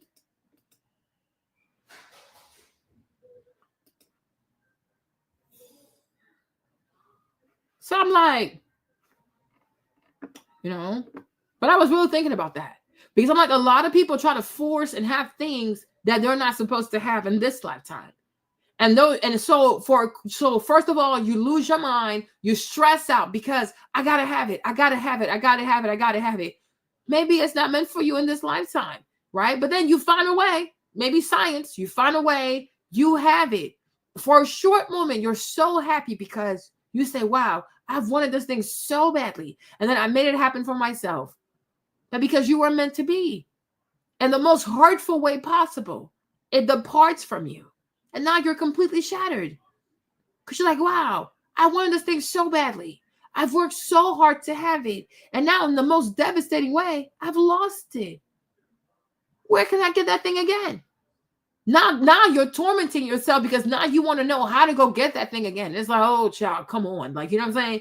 Sometimes maybe things are just not meant to be. Maybe you were never meant to have this. Maybe you were never meant to experience this, right? But you forced and you forced and you forced. So you found a way to trick your way into the system. You got to enjoy it, but it was never going to last because in this lifetime, you were never meant to have this. You forced your way into it. And now your heart is completely broken because you've experienced something, you've tasted something that you were never, ever supposed to taste in the first place. But you can see yourself submitting to God's will, right? So it's like a lot of things like, I think about those things like that. I'm like, yeah, be very careful, right? But there's nothing more. I think there's nothing more fulfilling than living a life full of gratitude and contentment. Like you got to be very careful, So you got to think about that, Mama. Is that they are checking on certain things. One of the things that somebody is out there right now testing the fuel, not to say that could be the reason why this flight went down, but they're going to start looking at all of the possibilities as to what could have been. But I'm told that they're checking the fuel right now, in part since it's been such a heavy downpour now for several hours, checking possibly to see if any water got into the fuel, anything of that nature. We don't know that for sure. This is normal procedure to check all of the possible things that could go wrong. And when we're listening earlier this week in regards to the horrific plane crash that killed 67 people in Washington, we got a reminder of all of the things that federal investigators look into in these situations. So besides weather, there's going to be other things that has to do with the instruments on the plane, that has to do with fuel. Could this have been engine failure? And when you look at those flight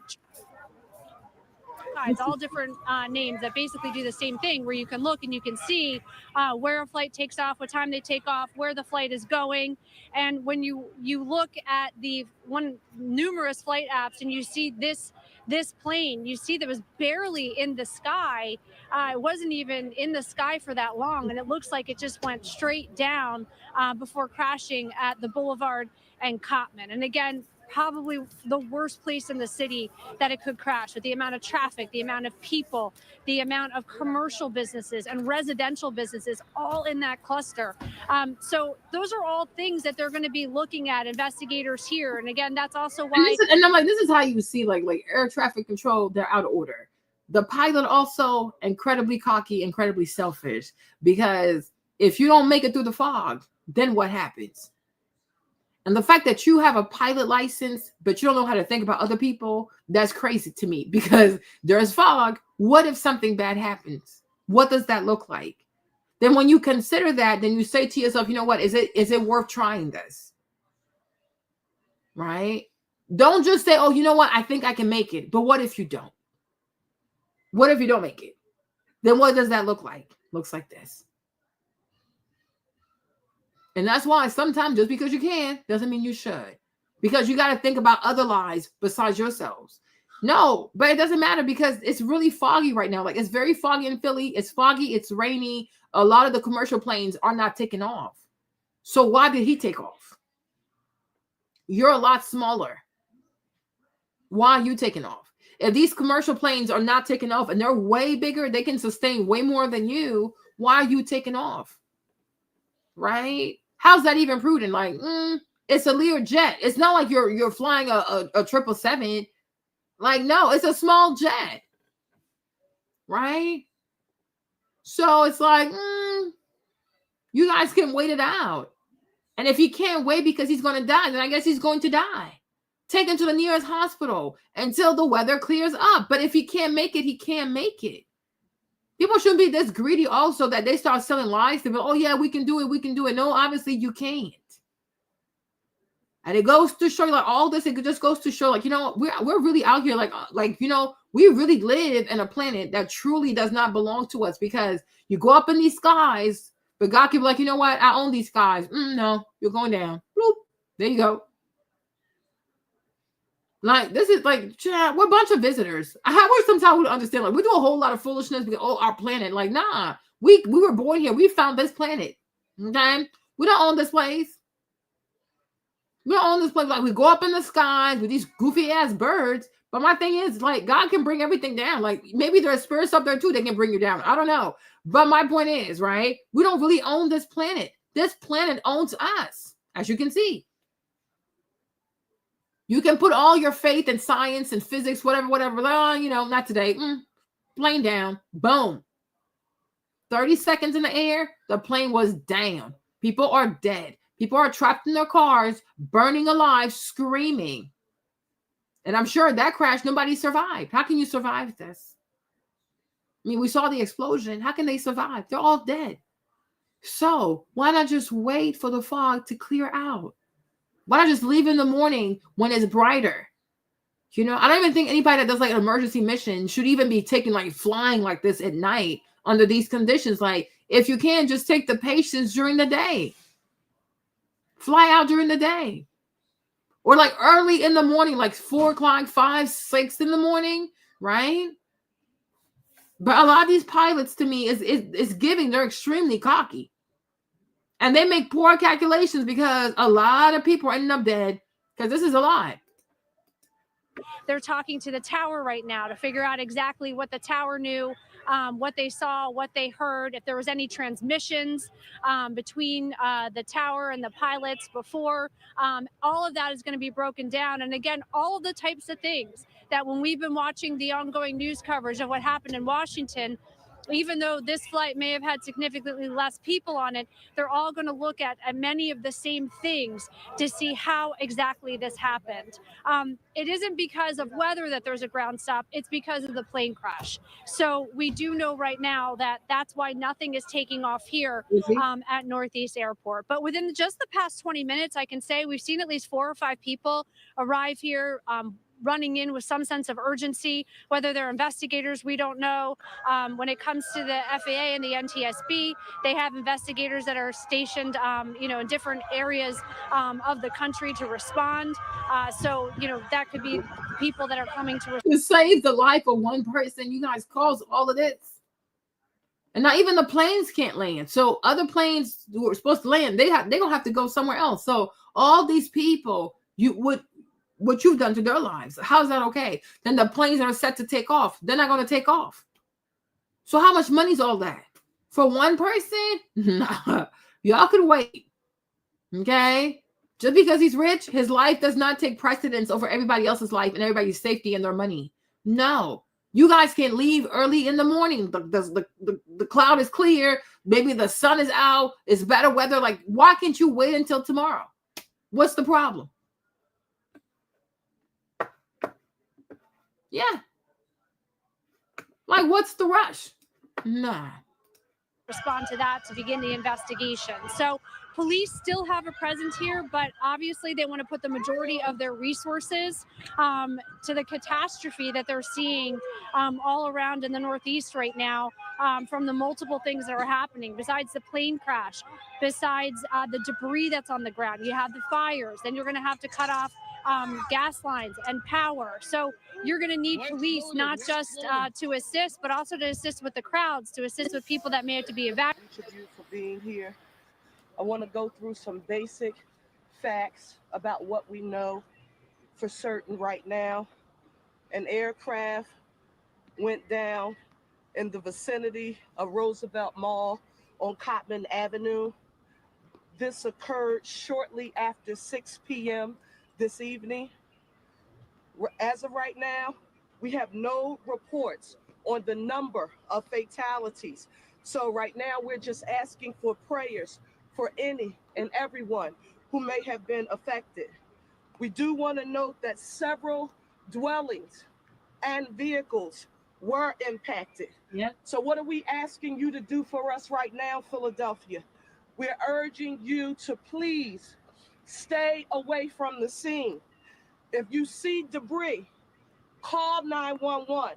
Don't touch anything. This is still an active scene under investigation. I'm proud to note that all of our federal and state partners, they are either en route here or on the ground with us right now. We did see some neighbors who live in the surrounding community. Just stay in your home. Again, it's still an active scene and it's under investigation. This is only the first of many briefings, I'm sure, to come on this evening. And of course, when daylight comes, when we have more facts and information to share with you. But I do want to say a special thank you right now, again, to all of our federal and state partners and our amazing first responders right here in the city of Philadelphia. Our fire, our EMS, our police department, they have been here working vigorously to ensure that we get this perimeter and the surrounding area blocked off to ensure that we make public safety and health our #1 priority. So we don't have any further information to share at this time. I've spoken to our Governor Josh Shapiro. He is en route. I've spoken to our U.S. Senator John Fetterman, other federal officials, and everyone, all hands on deck. That's where we are right now. Thank you so very much, and we'll have more information to report in the near future.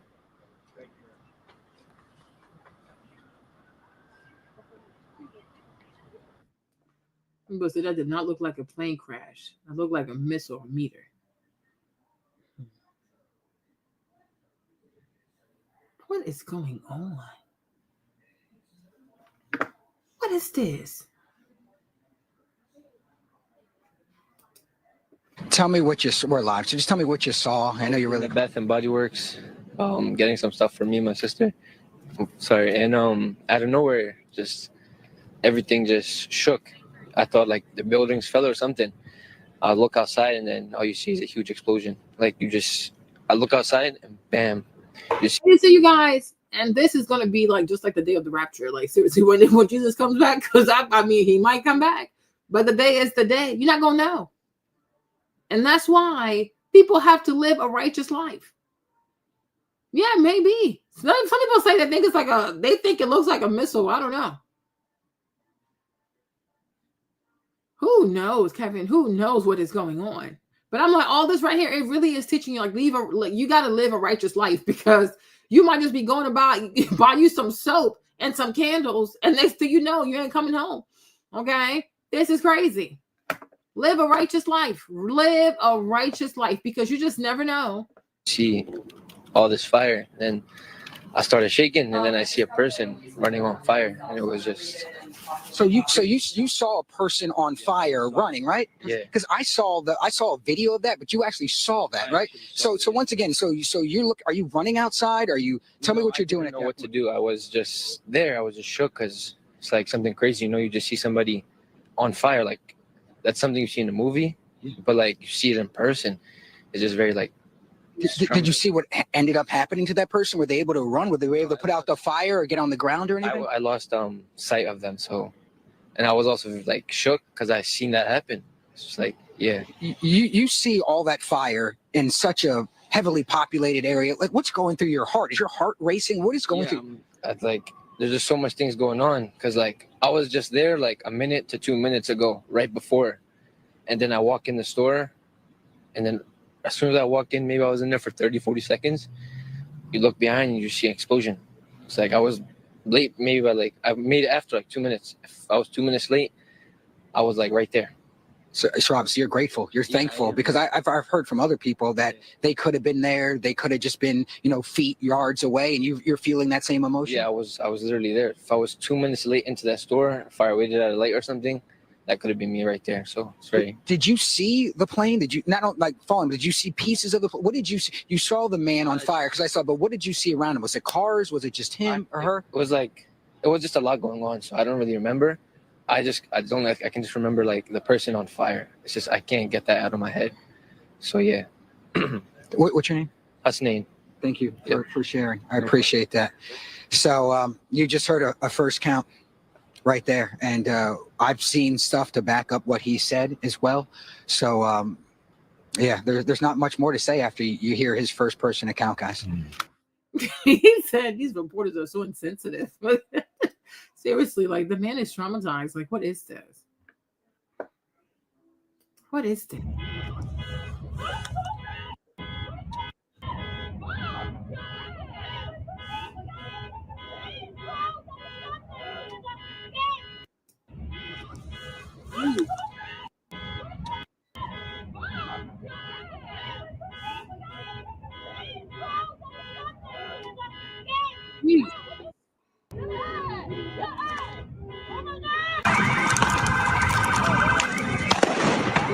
Oh God. And there's so much they have to fix. Like, there's so much to be fixed with like aviation. Like, there's so much to fix. There's so much to fix. And these people are sitting here. Well, you just never know. You just never. It is Philadelphia. It is Philadelphia. Okay, it is Josh Shapiro. Okay. My thing is, these people have so much to do. They have so much to fix. But they're out here worried about TikTok. They're out here worrying about TikTok and China. What a foreign adversary. The level of incompetence that we have in this country, like, I don't think we need to worry about China. Okay? The TikTok caused any of this. I'm like, this is insanity. Now, hopefully, this is it. Because if something else happens tomorrow or by Sunday, another crash, it's a wrap. This is it. This is it. Yeah. They need better standards. They need to find a way to incorporate AI. They need more machinery. They need to hire more people. Bring back all the people that you've purged. Hire all these white boys that you denied because they were white. Get you some new equipment. Right? This is when you tell Israel, we ain't got time for you, boo. Ukraine, no more. We don't have money anymore. Okay? We don't have money anymore. Jeez. I live 15 minutes away. This was the worst thing that ever happened since the move bombing in 1985, like 40 years ago. Yeah.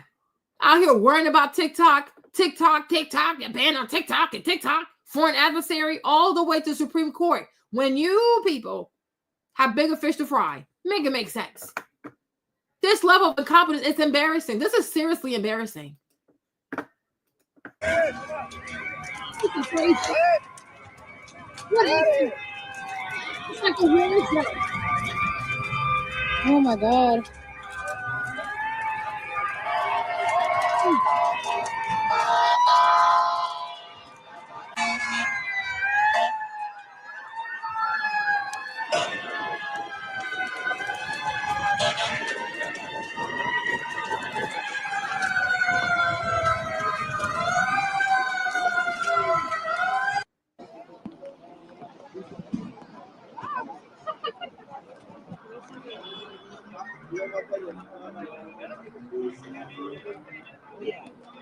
This occurred shortly after 6 p.m. this evening. As of right now, we have no reports on the number of fatalities. Now, thank you so very much, and we'll have more information to report in the near future. Thank you, Mary. He was only up for 30 seconds. He wasn't up there for that long.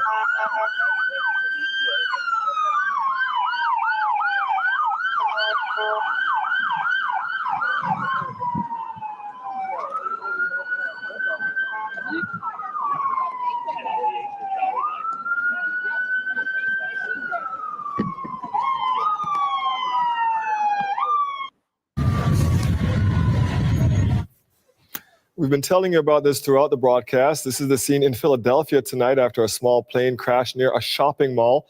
Local media reporting there have been multiple casualties. Sarah Galashian has. The only problem is, considering the damage they've caused, like, do they have enough coverage, right? Because what if they only have like a $5 million policy? But this is giving about $100 million worth of damage, right? Because like they have insurance, they do, but it's like how much coverage they got. Even if they have $100 million policy, like they've caused way more than $100 million worth of damage. If people were trapped in their cars, burned alive in their cars, if people were set on fire, how much do you sue for that? Like, I don't know. Like, what is this? But I'm like, to save one rich person's life, y'all cause all this mayhem? This is crazy. No. More on this developing story from our breaking news desk. Sarah, what can you tell us? Well, Derek, what we know is that there were two people on board this Learjet 55, a business Learjet two-engine aircraft, not a smaller aircraft, but not, a particularly small aircraft that came down really within about 30 to 40 seconds after taking off from the Northeast airport in Northeast Philadelphia. It came down very fast. There was a spectacular explosion, a massive fireball in what has been described as a very major thoroughfare, the road that it came down on, surrounded by residences, the Roosevelt Mall, which has been described as a sort of a strip mall, and at least one home, we understand, is on fire, as well as multiple cars as well on fire. Now, it is a residential area. There's row houses in this area, and a number of people have actually caught the visual of this plane going down. And what I described to you there is that massive explosion. So I want to play you what is video that comes off of what's called a ring cam. It's sort of off in the distance, but you'll get a sense of what I'm saying here.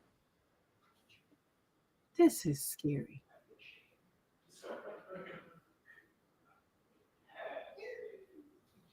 Jesus. Wow. So I think we had it there. I'm sorry, I don't have playback for me, but an explosion that was very large. Those who were in the area as well, I want to play you something from one individual who was at a nearby gym who talks about what it was like to hear this sound. Take a listen to that. I was at the gym, today was leg day. And you just hear everybody say, get down, get down, get down. When everybody say get down, we all get down. But I just see the plane is getting lower and lower and lower. It nipped the house. When it nipped the house, it hit a couple cars. Boom! And to the plaza, and to the Dunkin' Donuts, everywhere. I've never seen nothing like that a day in my life. Duh. And so that certainly speaks to what we've heard from the city emergency office, which has described this as a major incident. And like I say, this is a very busy thoroughfare, the road that this plane came really straight down onto. Roads have had to be closed in this area. Police have closed them, and the fire department has put out a notice to stay clear of the area. And they have set up a media staging center in order to eventually be able to answer questions. But Dwight, they are calling this a 3-alarm fire at this point.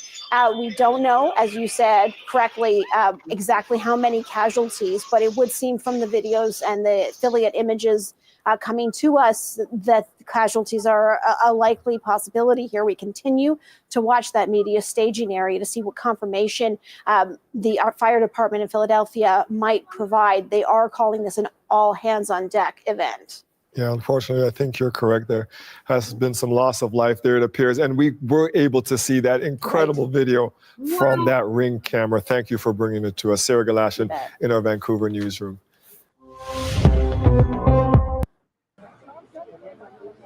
Yes, great, Shari. We are still near the intersection of Roosevelt Boulevard and Cottman Avenue. Police have since pushed us further back since we first arrived here. We've been pushed back twice now, just more as a safety precaution. But I'm joined with Mikey. He works at the gas station here, and he saw what took place. Mikey, can you describe what you heard and what you saw?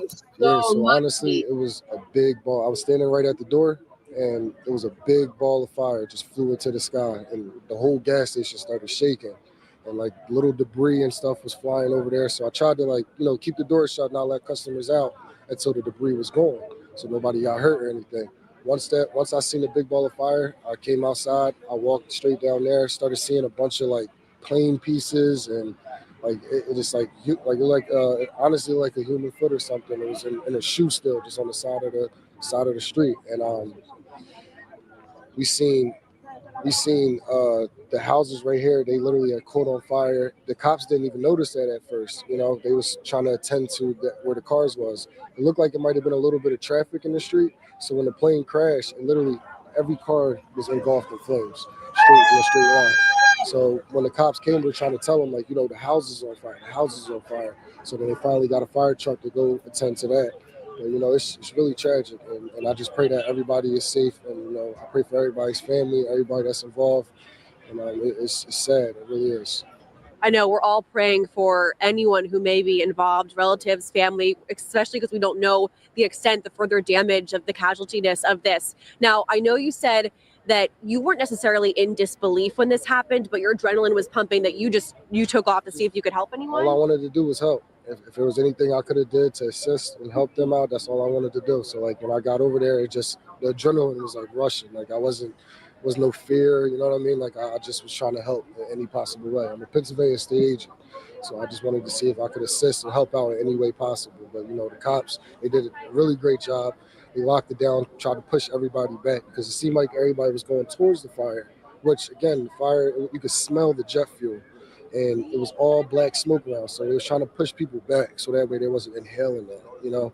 And yeah, it's sad, it really is. And there were a lot of cars and vehicles too. I mean, there's a lot of video that people have been sending in to us. A lot of vehicles also caught on fire. Yeah, so actually there was a lady, she just in enough time. Like when I say just enough time, she just was able to get through. But she drove straight through. She pulled to the side of where the AutoZone is over there, and she got the car. And she was like, "What just happened?" She was like in shock, and I was like, "I don't know." She had a big piece of metal that flew into the back of her car window, busted her car window. God was. Oh my gosh, you can only imagine. I mean, I'm sure. Girl, God loves you, sis. Did you see what he said? He said, "Girl." Oh, God loves that girl. Because that thing could have kept on flying. It could have cut her head off. I'm like, y'all caused all this mayhem to save one rich person? The socialists going to get y'all's asses. When the people find out who the rich person is, ooh, when I tell you the Marxists and the socialists and the communists, and they're going to come for your ass. They are going to come for your ass. Let it be some rich-ass CEO or some billionaire somewhere that didn't want to die, that caused all of this. The socialists and the Marxists and the commies, they all come for your ass. They are going to come for your ass. This ain't going to end well. Okay? Because I'm like, to save one rich person, y'all did all of this? That's crazy. Every person that was driving along the boulevard at this time, traffic probably came to a stop. People were trying to figure out what's going on. Am I safe? What's happening? Right, and that's another thing. You know, the Roosevelt Boulevard is very busy, especially right here at Cotman. So when it happened, there was a lot of cars over there, you know. So like when I could see, it was literally a line of fire on every car. Like every single car, it was like just a line of fire. Everything was on fire. And then they said that another guy came into the gas station. He happened to be right there over at Assad's Hot Chicken, and he said that he saw the plane go right over top of the Dunkin' Donuts, almost hit the Dunkin' Donuts, just missed the Dunkin' Donuts. Yeah. Did you see any other people exiting their vehicles or running or asking for help? There was a lot of cars that had like metal pieces that shattered their windows and stuff. You know, people didn't know what was going on. None of us knew what happened, you know. It just was a loud boom. You saw a crazy fire flame go up into the skies. So everybody was just kind of shocked, trying to figure out what happened. And then, you know, people thought it was a tanker, could have like hit over, a gas line could have blew. They didn't know what was going on. So like everybody was trying to figure it out. But then you started seeing pieces of like an airplane or like a helicopter or something on the ground as like you're walking straight down the boulevard. So now, I know we also talked a little bit about the response efforts. How quickly did you see a response from police, fire, and, blocking off the streets here? Yeah, Philadelphia police, the Philadelphia Fire Department did a heck of a job. They got there instantly. When I say instantly, I tilt my hat to them, seriously. I salute to them. They got there in a second. So, and by the time 3 fire trucks literally was flying down as the flames were still in the sky. So their response was quick. And how are you feeling now that your adrenaline has it calmed down a little bit, or are you still pumped up? I'm I'm just upset, you know, like this is tragic to happen in Philadelphia. You know what I mean? Like it's just, a plane just crashed and all them innocent people lost their lives and stuff. So for this to just happen again, it's just like, it's mind boggling to me. Seriously. It really is. That rich man, I'm telling you, if he's some big CEO and he has a big company, if his stuff is not in the trust, if that money's not in the trust, how much you want to bet his family's calling the lawyers now to try to move his personal wealth into a trust? I tell you, the socialists, the commies, and the Marxists, they're going to find out who this is. They're going to find out. Yes, a lot of questions and answers that we still need to find out tonight as we hope to learn more from officials here. Gray, Shari. Okay, Brianna, the sentiment just can't be lost on us. It is really impacting people differently because of what just recently happened at the nation's capital. People are very concerned about their safety, safety of others, as we see these images that are coming in and the devastation, the fires that are everywhere. Some of the video, Gray, I was just speaking with you about it. A couple of commanders sent me some video, and people who had no idea, of course, this was coming, were then impacted by the flames and the explosion that followed. Literally people who were caught on fire while they were caught off guard by this. There is some very disturbing. People were burned alive.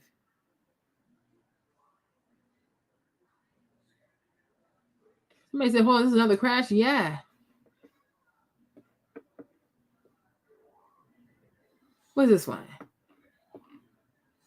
We saw Lake Day. You already talked to us. Fox News at Night host Trace Gallagher joins me now.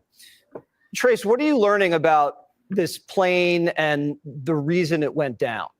A couple of things real quick, Jesse, just to kind of go over what Rich was asking there about people on the ground. Rich Zioli, we do now know that there are several reports that people on the ground were injured. In fact, saying there are several injuries on the ground. So that gives you an idea of how powerful this was when it hit the intersection. It was in the middle of the intersection, didn't necessarily hit the mall, the Roosevelt Mall, which has stores like Macy's and Ross Dress for Less and restaurants around there. It hit an intersection, and the reports there were several injuries on the ground and row houses on fire.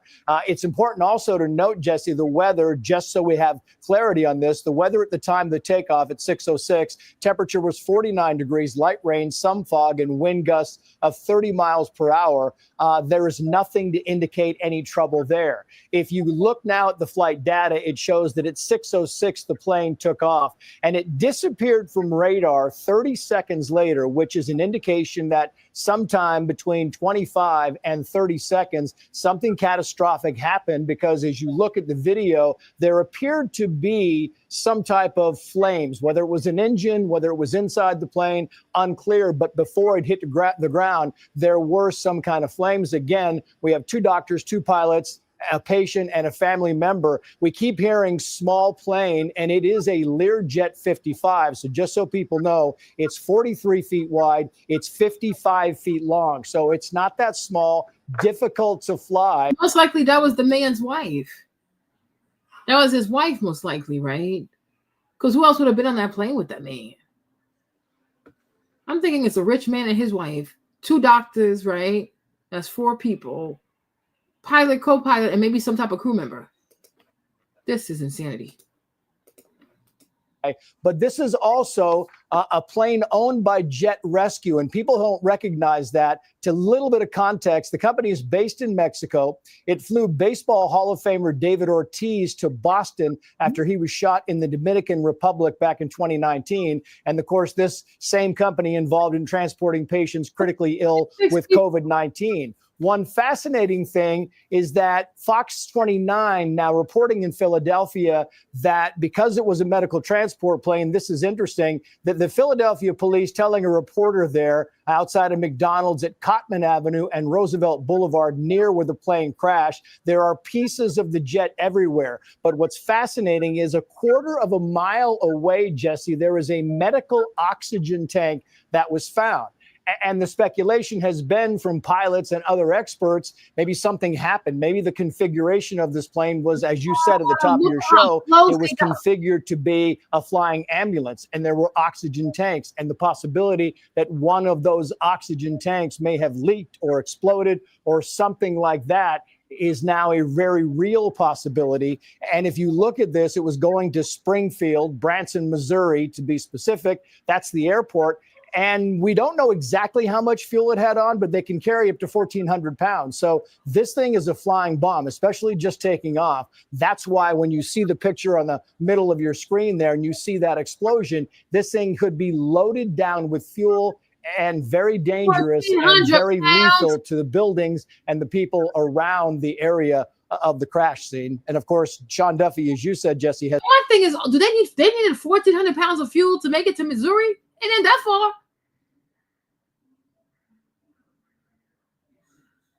That's a lot of fuel for a jet. 1,400 pounds to go to Missouri for what? Nah, that seems like way too much fuel. You should have what you need plus like slightly more in case you got to land like to a nearby airport because you can't land at the first airport, right? But hold on. Let me see something. Hold on. Hold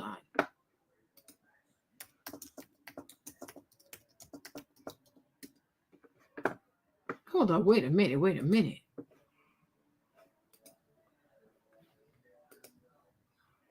So from here to here, you need 1,400 pounds of fuel? I don't believe that. That's crazy. That is a lot of fuel. 1,400 pounds? Oh, Jesus. I don't know if I agree with that part. Where was I? Here. Has now confirmed there were, in fact, 6 people on board, several injuries on the ground, and the investigation is not even beginning at this point. Yeah, you know, when they find the black box, I'm sure they'll learn a lot more. You mentioned this is like a jet ambulance. So if there's an emergency situation with a high-value individual, a VIP, you mentioned Hall of Fame baseball player, this thing's wheels up and is going to the best surgeon in the country. Doesn't matter where they are, whether it's Boston, Missouri, Los Angeles. This thing is ready to go, and it's loaded up. You called it a flying bomb. Explain to me how, if you have all these oxygen tanks, and we don't know what other gases or anything like that they had on the flight, because it's a kind of medically equipped flight, how could that have sparked an incident with the engine? Well, it's unclear. Go ahead. It's unclear that it is the engine, Jesse. I mean, it's unclear that this was an engine. So, I mean, there's a good possibility it was an engine. There's a good possibility it had one. The question is, what is the black box tape going to show? Because that's the flight data recorder. That would record the conversation inside the cockpit, because we have heard nothing, zero, about any contact with the tower between the time this thing went up and then it disappeared from radar. Unless they gave it a handoff at some point in 15, 20 seconds. But after that, after the explosion, after this thing lost air capacity and started twisting toward the ground, there is no word that we have heard yet there was any communication with the tower at all. An indication that the pilots were doing what they're supposed to be doing, which is to aviate, to navigate, and then to communicate. And the first thing you want to do is to try to gain control of the aircraft before you start telling people or you know, sending in a mayday of some sort. So I think the basic capacity here for investigators when they get on scene to find out, was this an engine or was this something catastrophic that happened on board the actual plane that had nothing to do with the engines, but it either maybe blew a hole in there and they lost pressure and something else happened, and then they lost the ability to fly this plane. So it is really early and really too soon to be able to point at engines and point at anything else, because there are so many variables, especially in a medical jet like this that can have various equipment on board that you normally would not have aboard your regular Learjet airplane. Yeah, it's a unique aircraft. And like you said, it loses the ability to be seen on radar. Now, why does it all of a sudden disappear from radar? Is that because its transponder exploded in the explosion, or what would cause it to go off radar? It could be a combination of things, Jesse. It either fell so fast. I mean, you look at the video there, and this might have happened. The explosion might have happened at 29 seconds. They're saying that it went off radar at 30 seconds. So it took off at 6:06, and at 6:06:30, this thing went off radar, which is an indication that the explosion might have happened. And remember, it was at, and I heard you talking about this earlier. Let me check. It was at 1,600 feet when this thing apparently started losing altitude. So it was at 1,600 feet. It was marked on radar, and then something happened. But at 30 seconds, it went off radar. It's not saying, and this thing didn't happen at 26 seconds or 23 seconds, and by the time it fell out of radar's reach, that was the 30 seconds. It might have been on the ground at that point. So it's really unclear exactly why it went off radar and exactly at what point in the fall it went off the radar. That's something the air traffic controllers would have to tell us. Was it a transponder issue? It's unlikely, because they would still kind of have a grasp. They would still have a sweep of it. So it's a pretty good indication that it was at a fairly low altitude when it disappeared from the radar at that point in time, unless it exploded, the transponder went out, and then the plane just went dark. So a lot of questions yet to be answered. Yeah, the NTSB, they're going to have their hands full between this and the Potomac. Trace Gallagher, thank you so much. This is overwhelming. We continue to cover this story. Josh Sanders, I believe, is on the scene right now. Josh, where are you, and what more can you tell us? Hey, Yuki, good evening. Good to be with you. We are on the opposite side of Roosevelt Boulevard, so you can see behind me Roosevelt Mall. I actually had to park about a 15-minute walk away from where our crew is right now. That's just because this area is so congested. We've been talking about that all throughout the night. This is a very busy intersection when it comes to Northeast Philadelphia. And so what I've seen so far is just a lot of people here. I walked through one of the neighborhoods that was impacted. There's a lot of people just in shock right now. They're taking this moment in. They really don't know how to feel. As I walked past people, you could just see there was a daze kind of in their eyes, just taking this moment in as we are waiting to find out more information about what happened. I do have an update. We were just told by Philadelphia police they should be holding a press conference around here in about 20 minutes. We hope to find out more information of what's happening right now. I want to be careful with what I tell you, what I saw as I walked over here. I'm just going to be, I'm not going to be specific at all. I'm just going to speak in broad terms of what I saw, because again, we don't have a lot of the details. What I saw as I walked through, and Philadelphia police allowed me to walk through because we are media. I do want to say anyone else that isn't media or a first responder, you don't need to be here right now. You just don't. You need to let the officials do their jobs right now. But what I saw is debris from that plane spread throughout the Roosevelt Mall parking lot. I did speak to one officer who told me that that there's the potential for casualties and evidence within that area.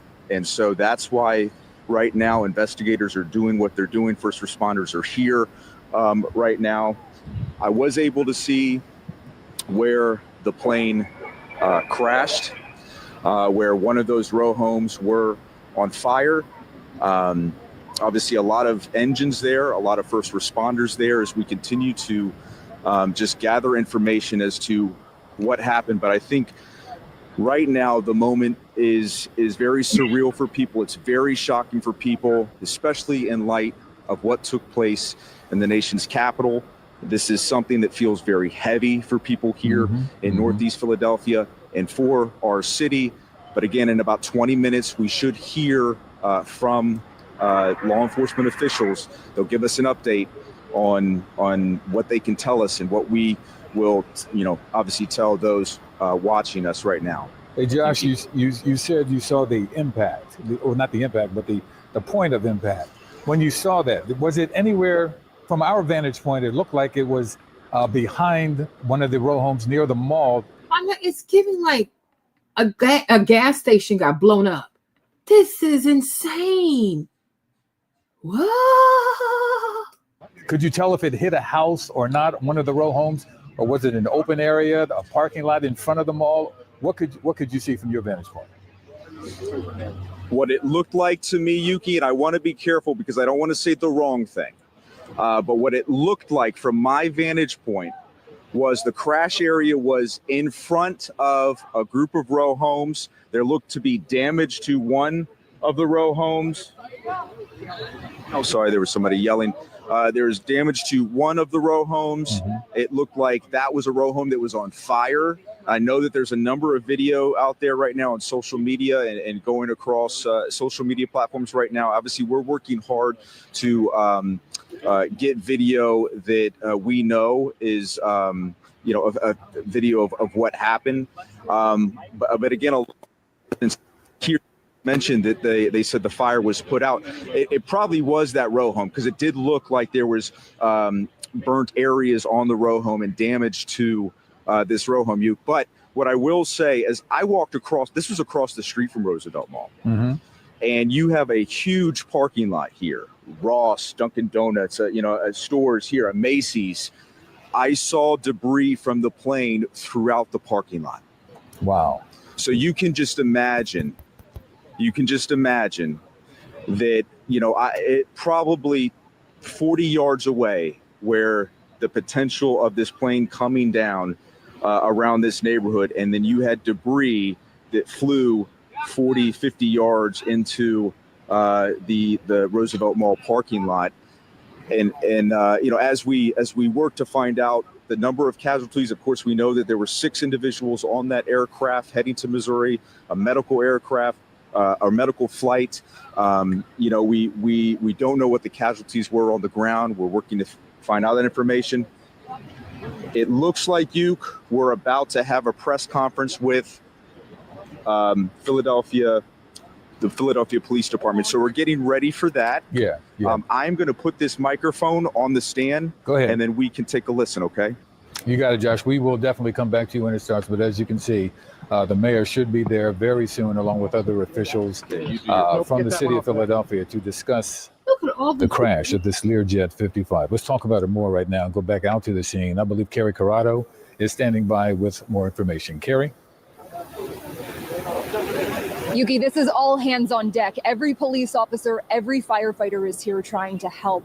Everywhere you look, you can see flashing police lights here, and people are out really trying to figure out what exactly is going on. I spoke with a man who says he saw the explosion from the crash, and then he got out of his car and he just ran. Another man says he saw a massive fireball, and then another young boy we spoke with say he saw the plane coming down. Many people are also out here showing me some videos that they have that captured the plane coming down and then the massive explosion after that.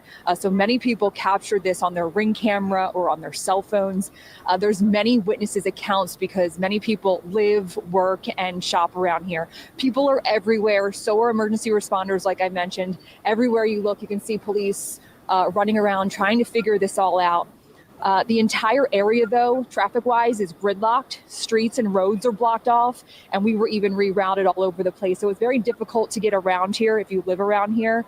It's also raining, so investigators and emergency responders are battling all of this through the rain. Investigators are here trying to figure out exactly what happened, but overall, a very chaotic scene here. No doubt about that. I'm sure it is. I'm sure it is. Once again, if you are just joining us, a small plane, a Learjet 55, has crashed in Northeast Philadelphia. 6 people on board, 2 doctors, 2 pilots, a patient, a family member of that patient as well. That's the moment of impact, just after 6 o'clock. Just after 6 o'clock outside of the Roosevelt Mall. And that's where our reporters are. I mean, all of this to save a life, just people end up dead.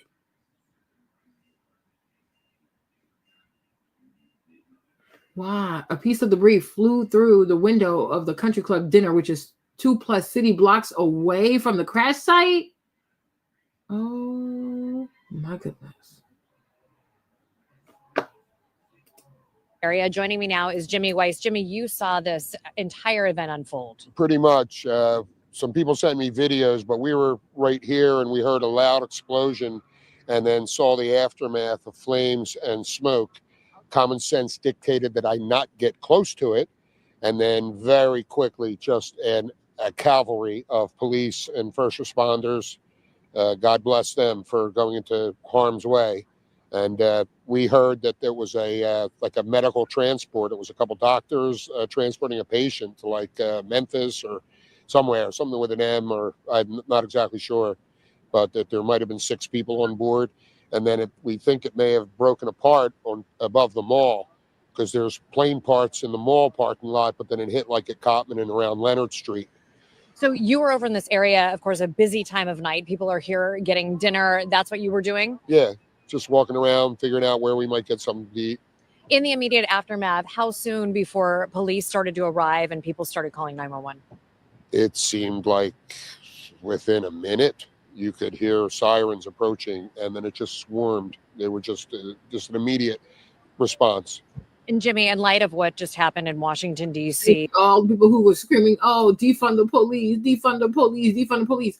Imagine if they had defunded our police.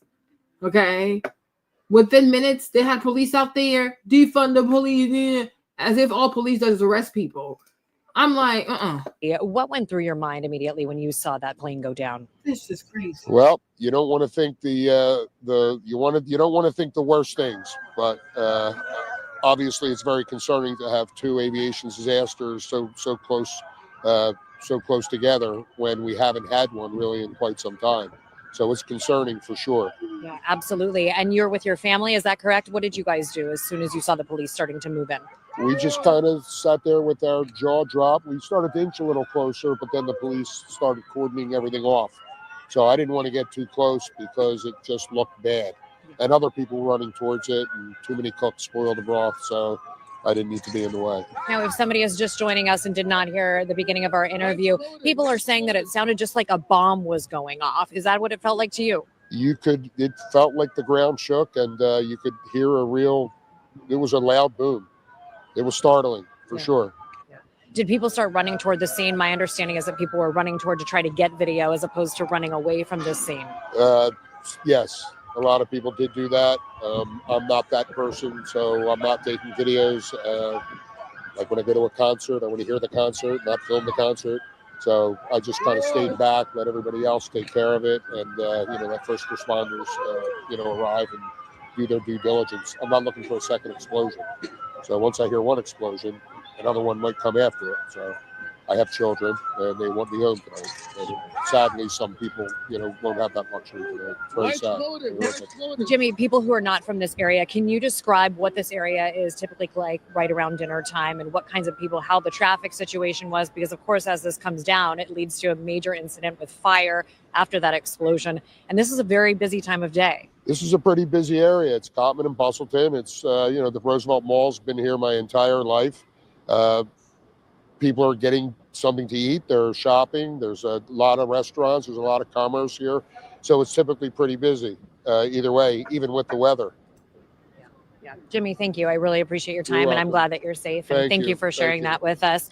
So we're going to continue to monitor the situation out here. We've talked with several people. I spoke with a gentleman who was working out at a gym right down the street here, and he says that the weights literally started to fly off the walls. The building was shaking so furiously. But Shari, we'll stay on the scene, and we'll bring you more as soon as we have it. This is crazy.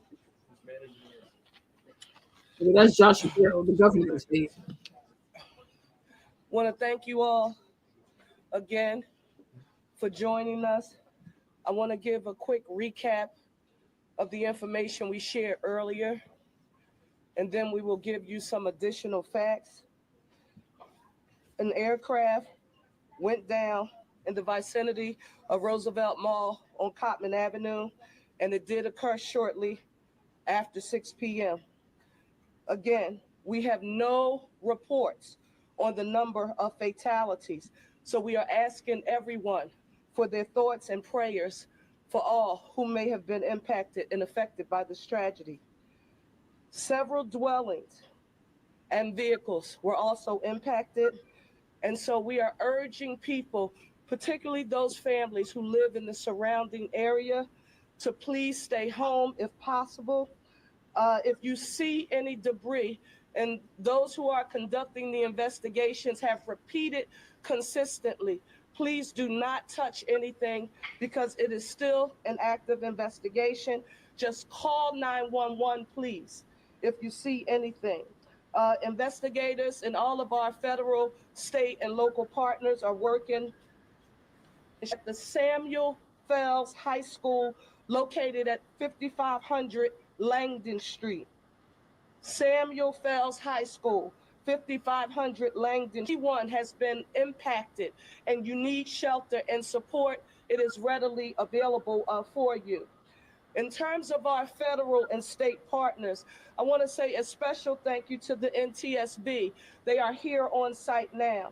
The FAA, the Pennsylvania State Police, Pennsylvania DEP, of course, our police and fire departments and OEM. I am here with Governor Shapiro. We've been in constant contact since it started. You'll be hearing from him shortly. But I also want to say a special thank you to our additional partners who we have spoken with, our federal leaders, U.S. Senators Fetterman and McCormick. Thank you so very much. All hands on deck. They wanted to make sure any and everything that we needed from the federal government, those supports and services are available. Congressman Evans, Boyle, and Scanlon, our congressional delegation, a special thank you to each of you for your support. I also need to affirm that locally here, Senator Joe Picozzi, Rep. Solomon, Reps. Nielsen, Doherty, who represents this area. Why are you mentioning their name? They didn't get burnt. They're people who got burnt alive. Why don't you address people who actually got hurt? Like, stop using this for your campaign shit. Like, this is crazy. Like, you had people burned alive. Like, talk about the people. If they were burned alive, what's going to happen to them? Like, Bellman, Commissioner Dealey, and Council Member Driscoll was present. If there was ever a time when we needed to affirm what the One Philly philosophy means, the time is now. And I'm very proud about how our federal, state, and all of our local partners are working hard to deal with this tragedy. I now want to turn it over to our governor and to say thank you, Governor, for your support and being here with us this evening. Thank you, Mayor. Thank you for what? What did he do? Mayor preaches about One Philly. She talks about a unified approach to governing every day. What you're seeing here is a unified response to an awful aviation disaster. For as awful as that aviation disaster was, tonight we also saw the best of Philly. We saw neighbor helping neighbor. We saw Pennsylvanians looking out for one another. I want to reaffirm the comments the mayor said about all of the different agencies working together, and I want to especially thank and salute Philly Fire and Philly Police, who did an extraordinary job this evening.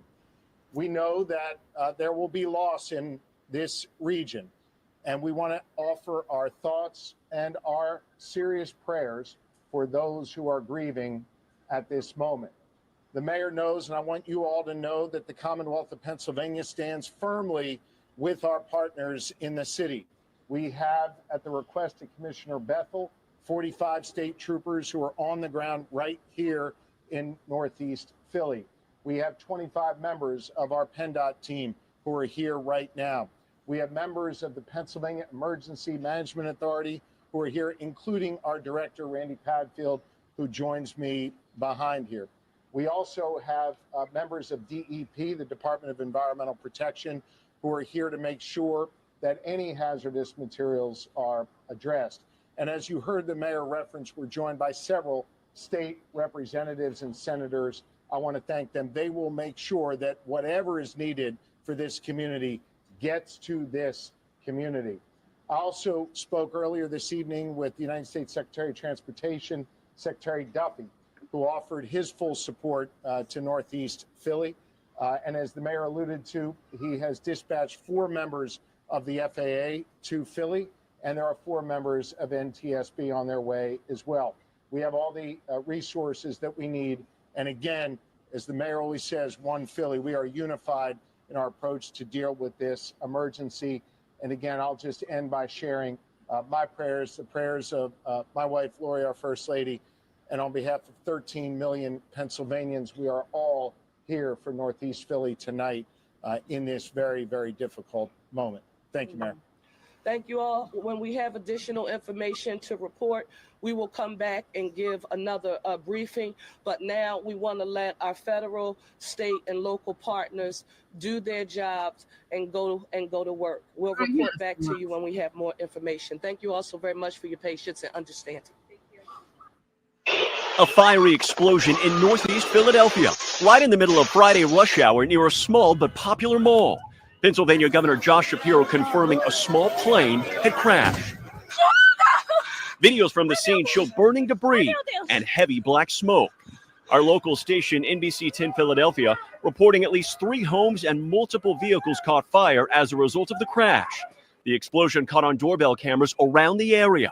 We're urging you to please stay away from the scene. If you see debris, call 911. In a statement, the FAA says the plane was a Learjet that crashed after departing from Northeast Philadelphia Airport. The plane was operated by Jet Rescue, which is an air ambulance company. They say 6 people were on board and cannot confirm any survivors. The scene of the crash soaked in heavy rain as ambulances worked their way to the site more than an hour after the first call came in. Nearby, Gregory Gibson, who works at the Roosevelt Mall, sharing he's been unable to reach fellow coworkers still inside. Some of those employees there are my friends. These are my family around this area, so I'm just so concerned about everybody's safety. Now, the company that operates that air ambulance, Jet Rescue, says that tonight of the 6 people on board, 4 were their crew members. 1 was a pediatric patient and the other was their escort. A rep for the company tells us that young patient was a Mexican national who had successfully completed their treatment and was on their way back to Mexico. Jet Rescue says tonight their thoughts are with the families and anyone else who may have been hurt on the ground. Lester.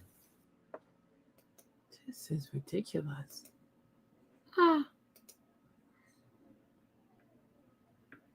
Yeah. So here's their website. This is ridiculous.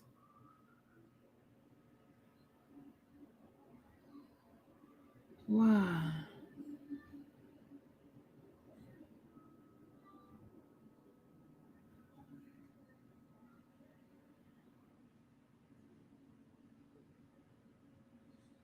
So is that the son of a rich person?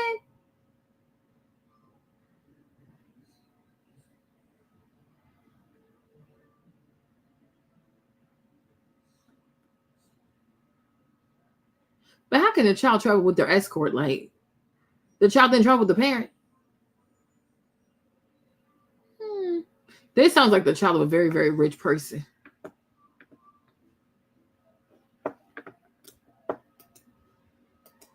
Because what is this? Oh, wow.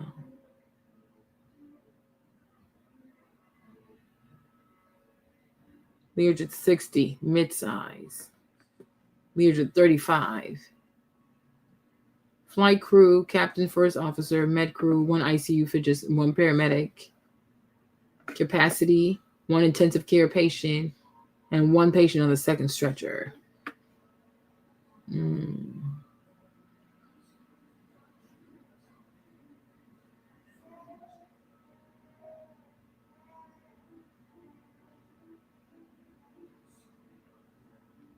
Wow.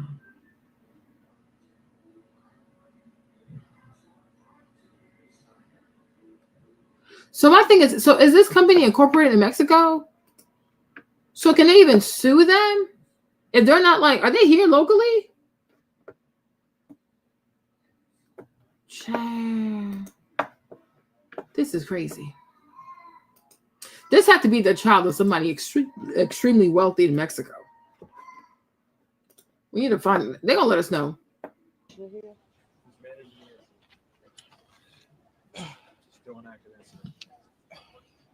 Want to thank you all again for joining us.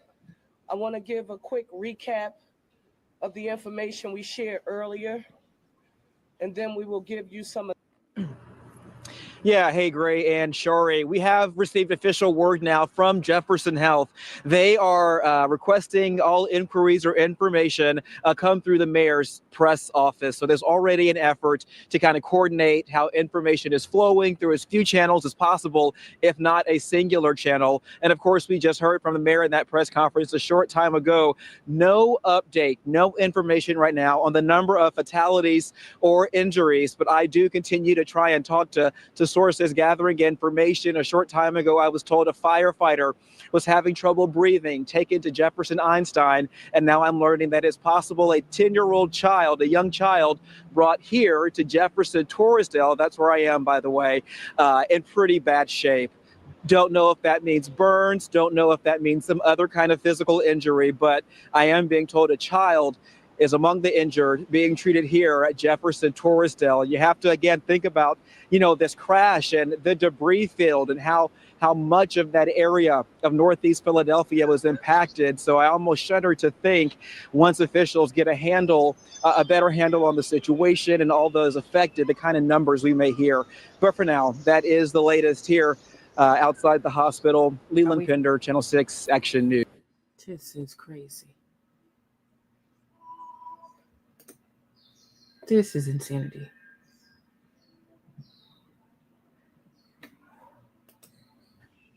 We want to go right now to Arthur Wilk, aviation expert right now, who we just spoke to regarding the plane crash 2 days ago in the Potomac River, D.C. Now talking to you, unfortunately, about this tragedy that happened right in our own backyards. What can you tell us, what you know, and what you have learned so far? I think the most important bit of evidence that we've seen so far is the doorbell video showing the aircraft descending at an incredible angle, like almost 45 degrees, which means that the airplane was out of control. No pilot would voluntarily descend any airplane at that angle. That probably resulted in the airplane striking the ground at over 400 knots and probably 5 or even 10,000 feet a minute going down that fast. So something overtook this flight crew, whether it was a mechanical malfunction that affected the pitch of the airplane, in other words, up or down, whether it was a flight control malfunction that wouldn't allow them to recover the airplane, whether there was an instrument failure in the airplane that would not allow them to fly the airplane under the weather conditions that existed, although there are duplicates of all those instruments with the first officer on the right seat. And so that is less likely. I think given the horrible destruction, the sad, utter and complete destruction of this airplane, I think much of the evidence will have to come from the cockpit voice recorder to see what the crew was talking about. And perhaps if they communicated their emergency to air traffic control, those air traffic control tapes might be helpful as well. And then that might drive the investigation to look at whatever small pieces there are left to see what, if any, malfunction there was. Arthur, this was a Learjet 55. Can you talk to us about specifically what kind of plane that is and what it is typically used for and what the capacity is for an aircraft like that? Well, the Lear 55 was an outgrowth of all the Learjets that we are all familiar with and have heard about over the years. It's a much larger version. It has a much larger interior, and therefore it's used a lot now for medevac purposes because you can get stretchers and other kinds of equipment in there and out of there more easily than in the smaller Learjets. Very, very fast airplane. As fast as any airliner, even faster, flies very high up into the 50,000s of feet. Relatively fuel efficient, can fly a long way, and because it's so fast, if you have a medical emergency patient, it allows you to get them from place to place quickly. It's a two-pilot airplane. In other words, you have to have two certified flight tested pilots at the controls. It has fully duplicated controls. It's a very sophisticated airplane for its day. It hasn't been made probably for the last 15 or 20 years, but it was a a remarkable airplane when it was built and continues to fly in significant numbers around the world today. Wow. To Action News reporter Annie McCormick, who is at the airport in Northeast Philadelphia, there at Atlantic Aviation. And our understanding, Annie, is this is where this Learjet took off from tonight in Northeast Philadelphia in hopes of making its way on its medical assignment to Missouri. Shari, that's right. And that jet rescue air ambulance releasing that statement and clarifying what time the crash did occur. They're saying that that was at 6:25. And I'm told, or just by checking the flight tracker, that the flight took off here around 6:06. So giving us a little bit of an idea of how short of a brief amount of time that jet was actually in the air. Now, in looking at their statement as well, and they're confirming that there were 6 people on board, they do say 4 crew members and a patient and also an escort. And that is making sense from what I'm hearing from my sources, is that it was 2 pilots, 2 medics or healthcare professionals, meaning it could be a nurse, it could be a medic, it could be a doctor, we don't know. But in a plane like this, that would make sense because they would likely employ the nurse, doctor, or medic that would go with the patient. So they're likely employees of this company. And again, heartbreaking to hear too that a pediatric patient was the patient that was being transported to Springfield, Missouri. I'm also told that with the escort was a family member of that pediatric patient. We do know that when the flight took off after 6 o'clock, I was told 6:06, it took off from runway 24. Now, Atlantic Aviation has not confirmed to us that the flight took off from there. However, I can tell you since we arrived here, the bulk of activity has been here. In regards to police being here, when we arrived, there were multiple police officers, there were detectives in the tower, and there were a couple people inside, but they looked like people that were waiting for other flights. But when that ground stop went into effect because of the crash, they left. So at this point, we have seen, you saw a video earlier of the FAA arriving. We saw probably, it looked like about 7 to 8 potential investigators that were all here. It looked like they had a meeting inside of Atlantic Aviation before they loaded up a pickup truck and left the scene here. It's not clear, where they went, but there's a potential that those might likely be some of the investigators that are going to. This is one the guy said earlier that like the plane slightly missed the Dunkin' Donut. I'm assuming is this Dunkin' Donut that they would have shattered this whole thing. Wow. Actually go to the crash site. Now, there's a number of things that in every situation like this that they're going to be looking at. So the NTSB, of course, an independent federal agency tasked with investigating civil air crashes.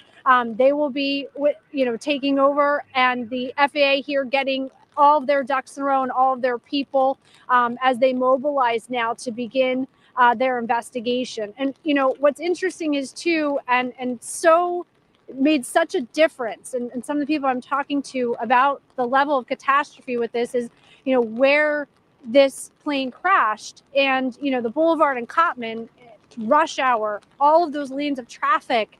They're 2 major intersections. There's the mall. There's so much there. It is the worst place for this to happen. I'm dating myself here, but 1991, I remember being in 6th grade watching the news coverage in Lower Merion when Senator John Hines' plane had a midair collision with a helicopter, and everyone died, including 2 young children that were on the ground in Lower Merion. They were hit by debris.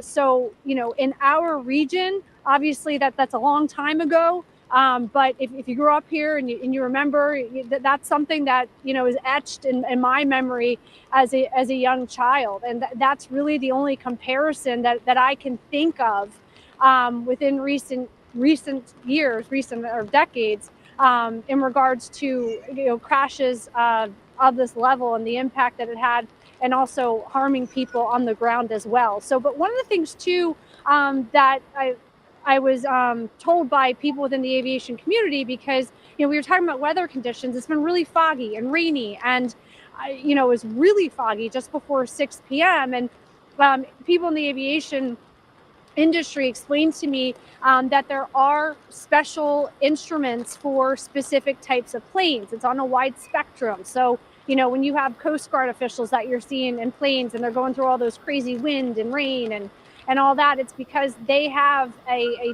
different types of instruments that are better equipped for those conditions. Now, I don't know if that is a good comparison to the medical jet that was here. However, I was explained to me by some people in the aviation community that a medical jet of this caliber would have a level of special instruments that would give them a little bit more leeway to fly in conditions like this. So this is going to be a huge undertaking to investigate, not just because of the area of debris and just the mere square footage that they have to go to collect all. You would think this was a movie, like Independence Day. Like, this is this is real life.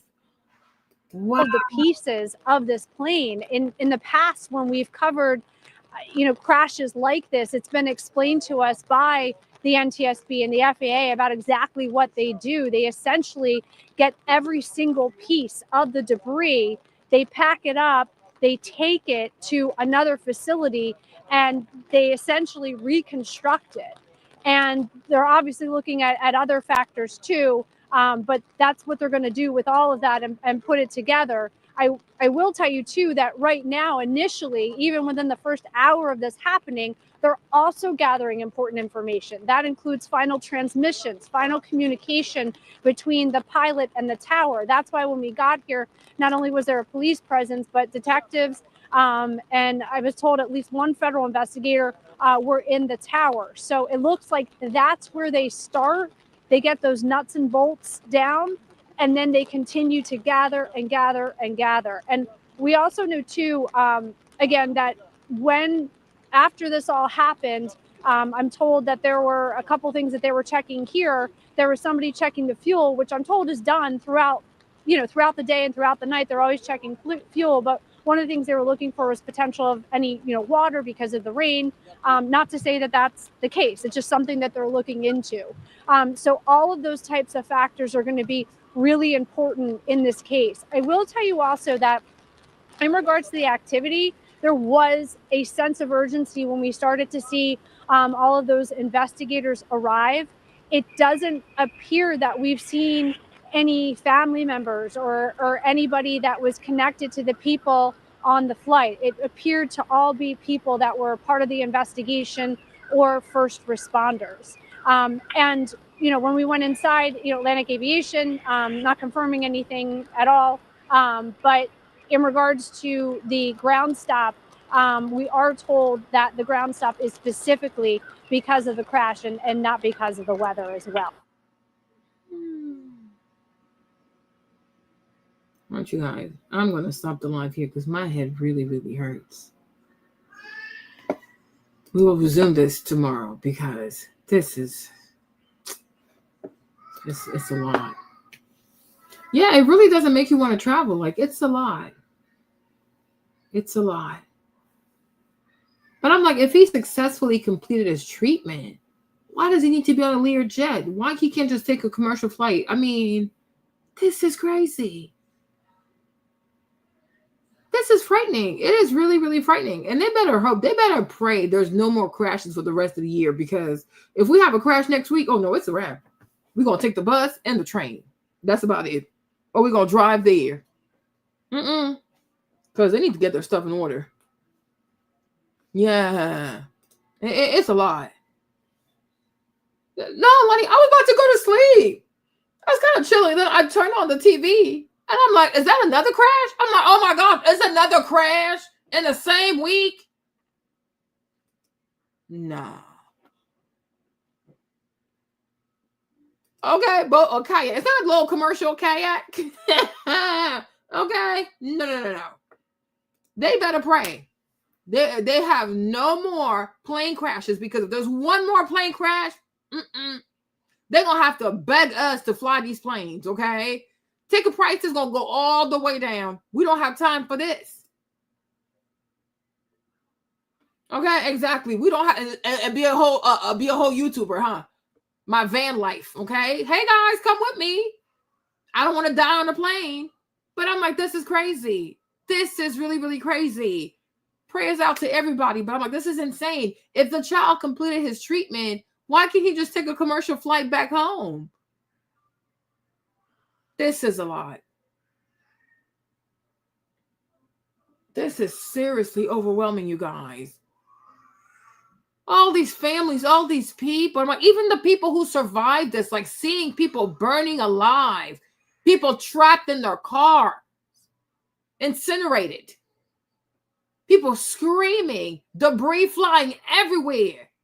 What is this? And isn't it kind of funny that the Grammys is next week? No, the Grammys is on Sunday. Every time the Grammys happen, something bad happens to people. Speaking of Kobe, every time these people have their goofy ass Grammy, bad things happen. I don't know what it is about this whole Grammy thing, but it's like a week before the Grammys or the week of the Grammys, bad things happen to people.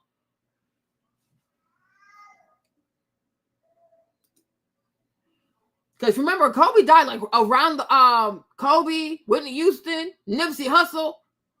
It's always something. It's always something. Bunch of demons out here. Bunch of demons. Who knows what kind of rituals they do? Oh, Lord Jesus. Wow. Yo. Love you, but I really got to go to sleep. My head really, really hurts. It was a lot. It's extremely traumatic. This is not the America we want to see. We didn't sign up for this. We signed up to make a whole lot of money. Like, what is this? This is crazy. Where are my peoples? I'll see you in the morning. I'm not coming back. By God's grace. Maybe you'll see me tomorrow, but it's going to be some good news. In the name of Jesus. Okay? Oh, thanks, Longine. Yeah, it's a lot. I'm like, every time, pay close attention. Like, every time they about to have the Grammys, people start dying. People die. People start dying the week of, or like a week before, like the week of or a week before the Grammys. People start dying. There are rituals. These are whole. I'm like, right here. Esoteric rituals, bad frequencies, bad energy. Okay, these Freemason people. But anyways, y'all, love y'all. Let me go to sleep. Okay. All right. See you tomorrow. Bisous. Bye. Oh, my head hurts.